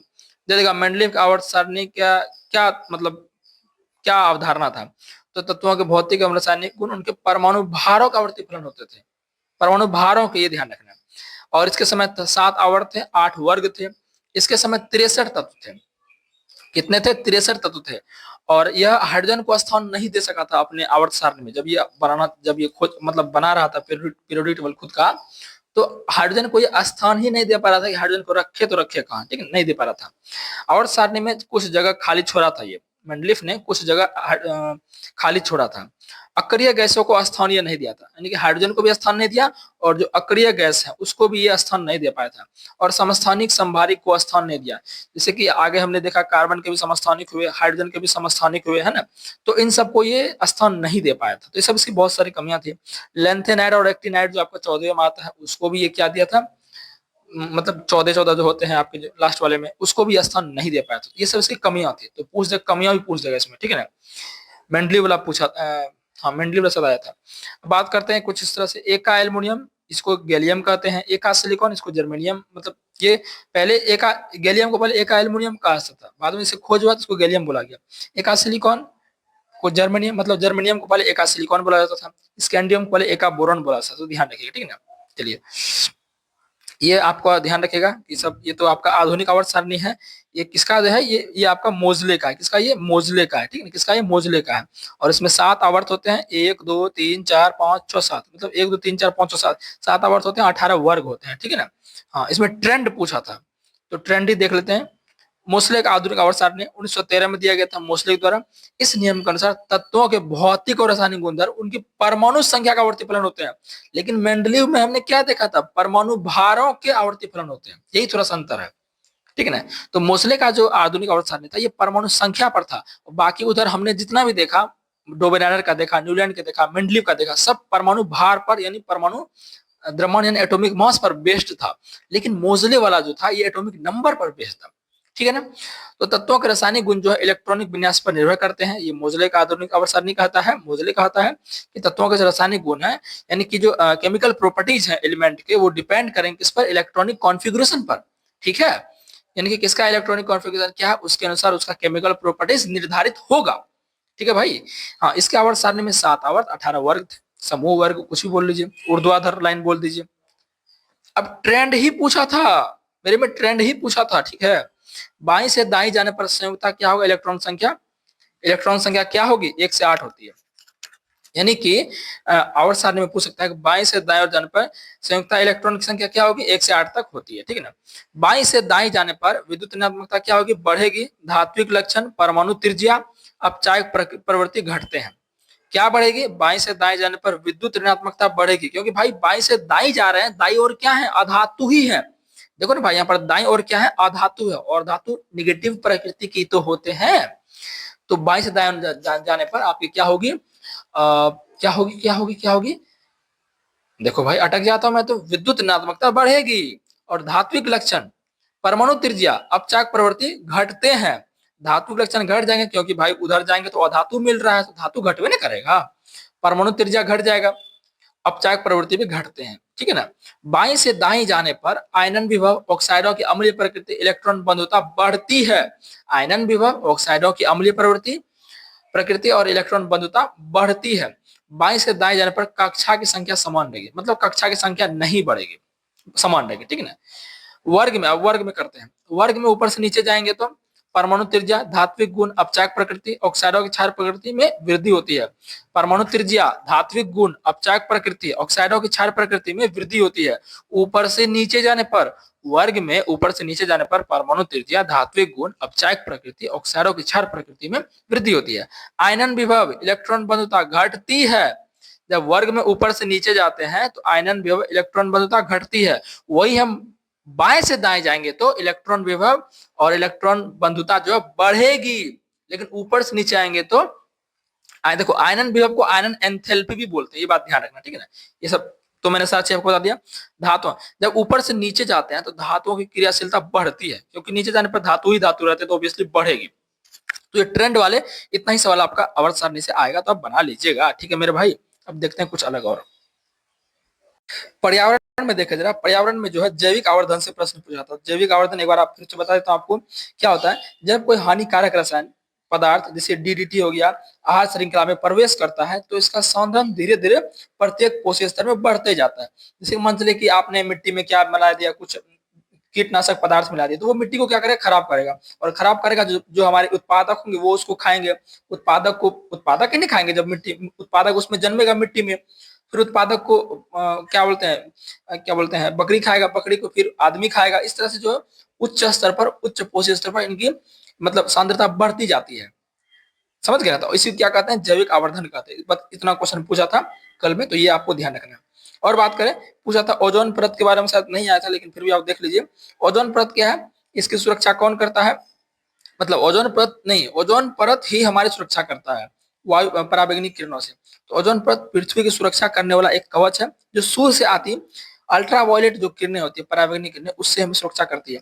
यह समताप मंडल में पाए जाते हैं। इसका सूत्र ओजोन का O3 होता है। O3 एक क्या हानिकारक प्रदूषक भी है, ठीक है ना। वायुमंडल के उच्चतर स्तर पर यूवी विकिरण के प्रभाव को O2 से O3 बनाती है। डायरेक्ट ओजोन नहीं बनता है, वायुमंडल का जो उच्चतर स्तर है वहां पर यूवी विकिरण के प्रभाव से O2 से O3 बनता है, ठीक है ना। 1980 में वायुमंडल में ओजोन की मात्रा में तीव्रता से गिरावट आने लगी थी। कब, 1980 में। ध्यान देखिए, सीएफसी जैसे मानव संश्लेषित रसायनों को इसका मुख्य कारक माना जाता है। इनका उपयोग, मतलब सीएफसी का यूज रेफ्रिजरेटर एवं अग्निशमन के लिए किया जाता है, ठीक है ना। 1987 में UNEP United National Environment Programme में सर्वानुमति बनी कि सीएफसी के उत्पादन को 1986 के स्तर पर ही सीमित रखा जाए। ये डाटा ध्यान रखिएगा, ठीक है ना। तो इन्वायरमेंट से इतना ही था। बाकी जैव निम्नकरणीय पदार्थ पूछे थे, तो आपको पता ही है कि जैव निम्न पदार्थ क्या होंगे, जो मिट्टी में दफनाने के बाद अपघटित हो जाए कवक और जीवाणु द्वारा, तो वो क्या होंगे, जैव निम्नकरणीय पदार्थ होंगे। तो 4-5 उसमें दे दिया था, 5 पदार्थ दिया था। 3 पदार्थ जैव निम्नकरणीय थे, 2 उसमें नहीं थे। तो पूछ रहा था कौन कौन सा जैव निम्नकरणीय इनमें से है। तो आपको पता ही है, फल, सब्जियां, कागज, लकड़ी, मानव एवं पशु अपशिष्ट, ये सब क्या होता है, जैव निम्नकरणीय पदार्थ होते हैं। इनको जब मिट्टी में दफनाया जाएगा तो ये क्या होगा, अपघटित हो जाएंगे और इनके जो पोषक तत्व है वो मिट्टी में मिल जाएंगे। अजैव निम्नकरणीय पता ही है, प्लास्टिक हो गया, है ना। तो ये सब क्या होंगे, मिट्टी में दफन नहीं होंगे, यानी कि अपघटित नहीं होंगे कवक और जीवाणु द्वारा। बस इतना ही, ज्यादा ध्यान नहीं रखना है, ठीक है। इलेक्ट्रिसिटी की बात करें तो इसमें न्यूमेरिकल आया था, डायरेक्ट इस फॉर्मूला से आप आसानी से बना सकते हैं। एक बार फिर रिवाइज कर लेते हैं। पी बराबर क्या होता है, डब्ल्यू बटे टी होता है। पी बराबर भी आई भी होता है। पी बराबर भी स्क्वायर बटे आर भी होता है। पी बराबर आई स्क्वायर बटे आर भी होता है। बाकी डब्ल्यू क्या है, कार्य है। टी समय है। बी क्या है, वोल्ट मीटर है, मतलब विभवांतर है। आई आपका धारा है। पी शक्ति है। ये सब आपको पता है। इस पर फॉर्मूला आया था, मतलब ये था पी बराबर भी आई था। इसमें क्या दिया था कि पी का वैल्यू दे दिया था, बी का वैल्यू दे दिया था, आई पूछ रहा था, तो वो इजीली आप बना सकते हैं। लेकिन फिर भी मैंने फॉर्मूला आपको अच्छे से रिकैप करवा दिया, ठीक ना। बाकी तो इधर आप जान ही रहे हैं। और इधर बात करें, अगर आपको विद्युत ये वाला पूछे तो ये भी ध्यान रखिएगा, विद्युत ऊर्जा, है ना। तो ई बराबर क्या होता है, पी गुना टी, यानी कि ई आपका एनर्जी हो गया, पी शक्ति हो गया, टी समय हो गया, है ना। विद्युत ऊर्जा का मात्रा वाट घंटा होता है ना। 1 kWh का वैल्यू याद रख लीजिए, 3.6 जूल होता है। और इस पर आपका सवाल आ सकता है कि मतलब कि ये तो बता ही दिया मैंने आपको, ठीक है। चलिए, बाकी और ज्यादा कुछ इसमें नहीं था। और एक फॉर्मूला और आप याद रख लीजिए, 1 मिनट, ये हाँ, एच बराबर आई स्क्वायर आर टी, ये सब भी आपको याद ही होगा, लेकिन फिर भी एक बार देख लिए हम, ठीक है। चलिए, अब देखिए, खाद्य संसाधनों में सुधार, यानी कि इंप्रूवमेंट्स इन फूड रिसोर्स, इससे भी प्रश्न आ रहे हैं। तो इससे कौन कौन टॉपिक से और आ सकते हैं, जो स्टेटमेंट वाइज प्रश्न देते हैं डीप थोड़ा, उसको मैं इसमें सिर्फ कंप्लीट करूंगा। जैसे कि यहाँ आपको दे सकता है प्रश्न इस तरह से कि फसल, मैं बता देता हूँ आपको, फसल की किस्मों में सुधार के लिए क्या क्या चरण इनमें से सही है। फसल की किस्मों में सुधार के लिए क्या क्या कथन इसमें से सही है, क्या क्या तरीके हो सकते हैं। तो ध्यान रखिएगा, पहला क्या, उच्च उत्पादन के लिए आपको क्या करना है, मतलब क्या होगा, प्रति एकड़ फसल की उत्पादकता बढ़ाना। ये स्टेटमेंट मतलब उन्नत किस्में, फसल उत्पाद की गुणवत्ता प्रत्येक फसल में भिन्न होती है। दाल में प्रोटीन की गुणवत्ता होती है, तिलहन में तेल की गुणवत्ता होती है, और फल तथा सब्जियों का संरक्षण महत्वपूर्ण है, ठीक है ना। और यहाँ हम देख सकते हैं क्या क्या है, जैविकता और जैविक प्रतिरोधकता, ये भी एक हो गया। जैविक तथा अजैविक प्रतिरोधकता, ये भी आपका फसल के किस्मों में सुधार का एक तरीका है। जैविक जैविक क्या होगा, जैसे रोग, कीट तथा निमोटेड, यह क्या आपके जैविक प्रतिरोधकता होगा। तथा अजैविक क्या होगा, सूखा, क्षारता, जल क्रांति, गर्मी, ठंडी तथा पाला, जिसको जार बोल देते हैं आप, बहुत निकलते, पाला गिर गया, परिस्थितियों के कारण फसल उत्पादन कम हो सकता है, इसको भी हमें कंट्रोल करना है। इन परिस्थितियों को सहन कर सकने वाली किस्में फसल उत्पादन में सुधार कर सकती है, ठीक है ना। फिर परिपक्वन काल में परिवर्तन, फसल को उगाने से लेकर कटाई तक कम से कम समय लगाना आर्थिक दृष्टि से अच्छा है। वैसी बात है भाई कि फसल को जैसे उगाएं आप, उसको कटाई, उगाने से लेकर कटाई तक अगर कम से कम मतलब समय लग रहा है, तो आर्थिक दृष्टि से अच्छा ही है ना, जल्दी हम पैसा कमा लेंगे फसल काट कर। इससे किसान प्रतिवर्ष अपने खेतों में कई फसल उगा सकते हैं। कम समय में होने के कारण फसल उत्पादन में धन भी कम खर्च होता है। तो ये जो जो पॉइंट था आपका, ये आपका क्या है, सारा फसल किस्म सुधार के तरीके। फिर व्यापक अनुकूलता वाली किस्मों का विकास करना विभिन्न पर्यावरणीय परिस्थितियों में फसल उत्पादन को स्थायी करने में सहायक होगा। एक ही किस्म को विभिन्न क्षेत्रों में विभिन्न जलवायु में उगाया जा सकता है। फिर ऐच्छिक सस्य विज्ञान गुण, मतलब साइंटिफिकली चारे वाले फसलों के लिए लंबी तथा सघन शाखाएं इच्छिक गुण है। अनाज के लिए बौने पौधे उपयुक्त है। अनाज के लिए कौन से पौधे उपयुक्त है? बौने पौधे उपयुक्त है, ताकि इन फसलों को उगाने के लिए कम पोषकों की आवश्यकता हो। इस प्रकार सस्य विज्ञान वाले किस्में अधिक उत्पादन प्राप्त करने में सहायक होती है। तो मैंने जी यहाँ पर आपको बताया कि किस्मों में सुधार के लिए कुछ कारक हैं, जैसे कि उच्च उत्पादन, उन्नत किस्में, व्यापक अनुकूलता और आपका जो है क्या बोले परिपक्वन काल में परिवर्तन। ठीक है ना। तो ये जो चीजें मैंने बताई और जैविकता और जैविक प्रतियोगिता, ये बस आपको ध्यान रखना। पढ़ा होगा आपने, नहीं पढ़ा होगा तो अभी आपने देख लिया। ये 5 स्टेटमेंट अगर रहेगा कि फसल के किस्मों में सुधार के लिए तो क्या क्या इसके बारे में सही है, तो ये ध्यान रखिएगा। ठीक है। चलिए अब मैं दूसरा आपको बताता हूँ। इस टेबल को थोड़ा देख सकते हैं। इस टेबल से आपको प्रश्न आ सकते हैं 100%। ठीक है ना। कि हवा, पानी तथा मृदा से प्राप्त होने वाले पोषक। हवा से क्या आपको प्राप्त होते हैं? कार्बन प्राप्त हो सकते हैं, ऑक्सीजन प्राप्त हो सकते हैं। पानी से क्या प्राप्त हो सकते हैं? भाई ये तो इजी है, पानी में हाइड्रोजन और जल होता है, तो वही प्राप्त होगा आपको। सर हाइड्रोजन और ऑक्सीजन होता है। मृदा से आपको क्या प्राप्त हो सकते हैं? मृदा से 2 चीज प्राप्त हो सकता है, एक वृहत पोषक, एक सूक्ष्म पोषक। वृहत पोषक मतलब मैक्रोन्यूट्रेंट और सूक्ष्म पोषक मतलब माइक्रोन्यूट्रेंट, जैसे कि nitrogen, phosphorus, potassium, calcium, magnesium, sulphur. ये सब पौधों को बहुत ज्यादा जरूरी होता है, बहुत ज्यादा मात्रा में जरूरी होता है ना। तो ये सब क्या है? आपके वृहत पोषक तत्व। ये भी पूछ सकता है कि निम्नलिखित में से कौन सा जो है वृहत पोषक तत्व है? तो nitrogen, phosphorus, potassium, calcium, magnesium, sulphur. पहले तो याद रखिए एनपीके। एनपीके तो ऐसे याद होगा, नाइट्रोजन, फास्फोरस, पोटेशियम। ये तो इतना 3 को ध्यान रखना। एनपीके ये क्या है? वृहत पोषक तत्व। ये पौधों को ज्यादा जरूरत होती है और ये मिट्टी से प्राप्त होते हैं। और उसके साथ साथ कैल्शियम भी ध्यान रख लीजिए। क्या ध्यान रख लीजिए? Calcium, magnesium, sulphur. फिर अगर सूक्ष्म पोषक तत्व की बात करें जो पौधों को कम जरूरत होती है, जैसे कि लोहा हो गया, मैग्नीज हो गया, बोरॉन हो गया, जिंक, कॉपर, मोलिब्डेनम, क्लोरीन, ये सब पौधों को कम जरूरत होती है, इसलिए ये पौधे के लिए सूक्ष्म पोषक तत्व के रूप में जरूरी होता है। ठीक है। तो ये टेबल से प्रश्न आपका आ सकता है। ठीक है। जिससे कि खाद के बारे में आपको पूछ देगा कि खाद से संबंधित एक वर्ड है कंपोस्ट और वर्मी कंपोस्ट। बोलेगा कंपोस्ट और वर्मी कंपोस्ट कैसे तैयार किया जाता है या इसके बारे में क्या सही है, 2-3 दे देगा आपको।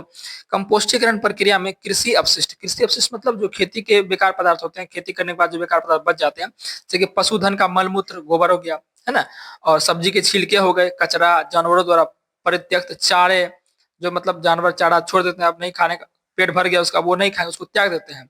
घरेलू कचरे, सीवेज कचरे, फेंके हुए खरपतवार आदि को गड्ढों में क्या करते हैं? डाल देने के बाद कुछ देर के बाद वो क्या होते हैं, कुछ समय के बाद वो क्या होते हैं, जब अपघटक उसमें मिलते हैं, इन सबको अपघटित करने के बाद वो क्या होते हैं? कंपोस्ट बन जाते हैं, जो कि खाद के रूप में कार्य करते हैं। तो इस तरह से कंपोस्ट बनाने का ये तरीका है। ठीक है। और कंपोस्ट को जो है केंचुओं द्वारा पौधों तथा जानवरों में अपशिष्ट पदार्थों के शीघ्र निस्त्रीकरण की प्रक्रिया द्वारा, मतलब कि केंचुओं के द्वारा इसको क्या किया जाता है? कंपोस्ट को केंचुओं द्वारा पौधे तथा जानवरों के अपशिष्ट पदार्थों के शीघ्र निरस्तीकरण की प्रक्रिया द्वारा बनाया जाता है। इसे वर्मी कंपोस्ट कहते हैं। ठीक है ना। अब हरी खाद क्या होता है? बोल देगा हरी खाद के बारे में क्या सही है? तो हरी खाद क्या होता है कि देखिए, हरी खाद एक तरह से समझिए कि खाद ही है। खाद का उपयोग क्यों करते हैं? फसल को अच्छा उगाने के लिए, है ना, फसल की अच्छी, मतलब अच्छी उसकी पैदावार हो, है ना। फसल उगाने से पहले खेतों में क्या करते हैं? कुछ पौधे लगाते हैं ताकि मिट्टी की उर्वरकता अच्छा हो जाए। जैसे पटसन, मूंग हो गया, ये सब लगाते हैं तथा गवार आदि उगा देते हैं और तत्पश्चात उन पर हल चलाकर खेत की मिट्टी मिलाते हैं। मतलब पटसन, मूंग जो लगा है, इसको हम क्या करते हैं? वापस खेत में मिला देते, ताकि क्या हो गया कि ये मिट्टी में मिल गया। क्या हो गया? मिट्टी में मिल गया। ये मिट्टी में मिल जाए, मिट्टी में मिला दिया जाता है, ये पौधे हरी खाद में परिवर्तित होते हैं। अब जो पटसन, मूंग का जो उसी मिल गया, वो किस में परिवर्तित हो गए? हरी खाद के रूप में परिवर्तित हो गए। ठीक है ना। और ये क्या करेंगे? मिट्टी को नाइट्रोजन तथा फास्फोरस से परिपूर्ण करने में सहायक होते हैं। ठीक है ना। तो ये आपका हरी खाद का काम है। ठीक है। चलिए अब क्या है, सिंचाई के बारे में भी पूछ सकता है, क्योंकि ग्रुप डी में पूछा है, टेक्नीशियन में भी आ सकता है। ठीक है। जब पूछ रहा है तो कोई भी पूछ सकता है। सिंचाई का तरीका, जैसे कुआं से हम सिंचाई करते हैं, तो कुआं से किस प्रकार सिंचाई होता है उसको देखते हैं। कुएं 2 प्रकार के होते हैं, खुदे हुए कुएं तथा नलकूप। खुदे हुए कुएं द्वारा भूमिगत जल स्तरों में स्थित पानी को एकत्रित किया जाता है। नलकूप में क्या किया जाता है? पानी गहरे जल स्तरों से निकाला जाता है। नलकूप में गहरे जल स्तरों से निकाला जाता है। और कुएं में क्या किया जाता है? भूमिगत जल स्तरों में जो स्थित पानी होते हैं उसको एकत्रित किया जाता है। इन कुओं से सिंचाई के लिए पानी को पंप द्वारा निकाला जाता है। ठीक है ना। ये आपको हो गया। नहर की बात करें, यह सिंचाई का एक बहुत विस्तृत तथा व्यापक तंत्र है, नहर। ठीक है ना। इनमें पानी एक या अधिक जलाशयों अथवा नदियों से आता है। जो नहर है, इसमें पानी कहाँ से आता है? एक या अधिक जलाशय अथवा नदियों से आता है नहर पानी। मुख्य नहर से शाखाएं निकलती है जो विभाजित होकर खेतों में सिंचाई होती है। आपने देखा भी होगा। नदी जल उठाव प्रणाली क्या है, ये भी सिंचाई का तरीका है। जिन ये मतलब कैसे किया जाता है, जिन क्षेत्रों में जलाशय जलाशय से कम पानी मिलने के कारण नहरों का बहाव अनियमित तथा अपर्याप्त होता है, वहां जल उठाव प्रणाली अधिक उपयोगी रहती है। नदियों के किनारे स्थित खेतों में सिंचाई करने के लिए नदियों से सीधे ही पानी निकाला जाता है नदी जल उठाव प्रणाली में। अब तालाब से भी सिंचाई होता है। तालाब क्या है, छोटे जलाशय। तालाब क्या, छोटे जलाशय जो छोटे क्षेत्रों में बहे हुए पानी का संग्रह करते हैं, उनको तालाब कहते हैं। ठीक है ना, ये ध्यान रखिएगा।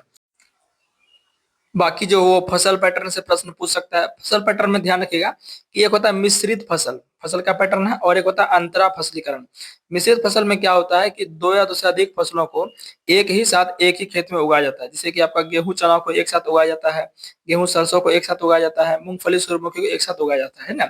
इससे क्या होती है कि हानि होने की संभावना कम होती है, क्योंकि फसल के नष्ट हो जाने पर फसल उत्पादन की भी आशा बनी रहती है। ठीक है ना, तो ये बात ध्यान रखिएगा।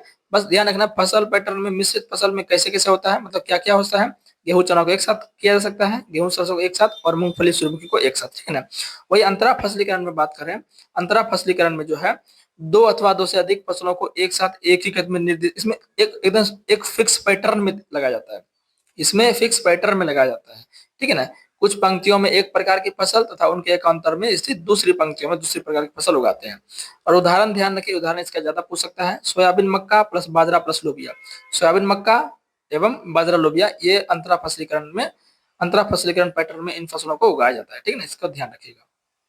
बाकी पोल्ट्री फॉर्म से प्रश्न पूछा गया था, मेरे में पूछा गया था ये कि ब्रॉयलर मुर्गा, ब्रॉयलर या और लेयर्स मुर्गा, दोनों में क्या अंतर है। लेयर्स मुर्गा और जो और आपके ब्रॉयलर्स हैं, क्या अंतर है। तो ब्रॉयलर जो होते हैं उनका उत्पादन क्या होता है, उनका उत्पादन होता है मांस उत्पादन के लिए। क्या होता है, मांस उत्पादन के लिए। और लेयर्स जो मुर्गियां होती है उसका उत्पादन होता है अंडे उत्पादन के लिए।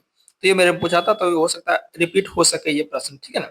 बाकी एसील जो है, ध्यान रखिए, एसील जो ये दिख रहा है आपको, ये एसील मुर्गे जो दिख रहे हैं, इनका उपयोग जो है घरेलू मतलब सजावटी के लिए रूप में किया है। जैसे लोग शौक से कुत्ते पालते हैं, उसी तरह शौक से ये भी पालते हैं एसील। ठीक है ना। बाकी लेग हॉर्न जो ये विदेशी नस्ल है। ठीक है ना।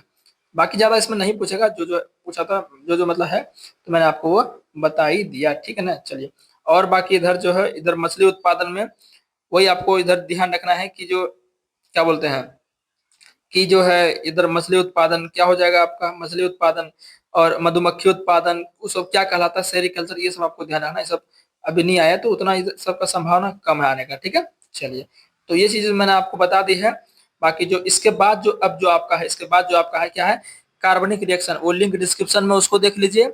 और आपका जो है संयोजन अभिक्रिया, वियोजन विस्थापन, द्वितीय विस्थापन, प्रकाश रासायनिक अभिक्रिया, ये सब भी आपका दिया हुआ है लिंक डिस्क्रिप्शन में, उसको एक बार आप जरूर देख लीजिए। इतना ही मैं वीडियो इसको रिकॉर्ड किया हूँ। ठीक है ना। तो चलिए देख लीजिए उसको आप, लिंक डिस्क्रिप्शन में उसको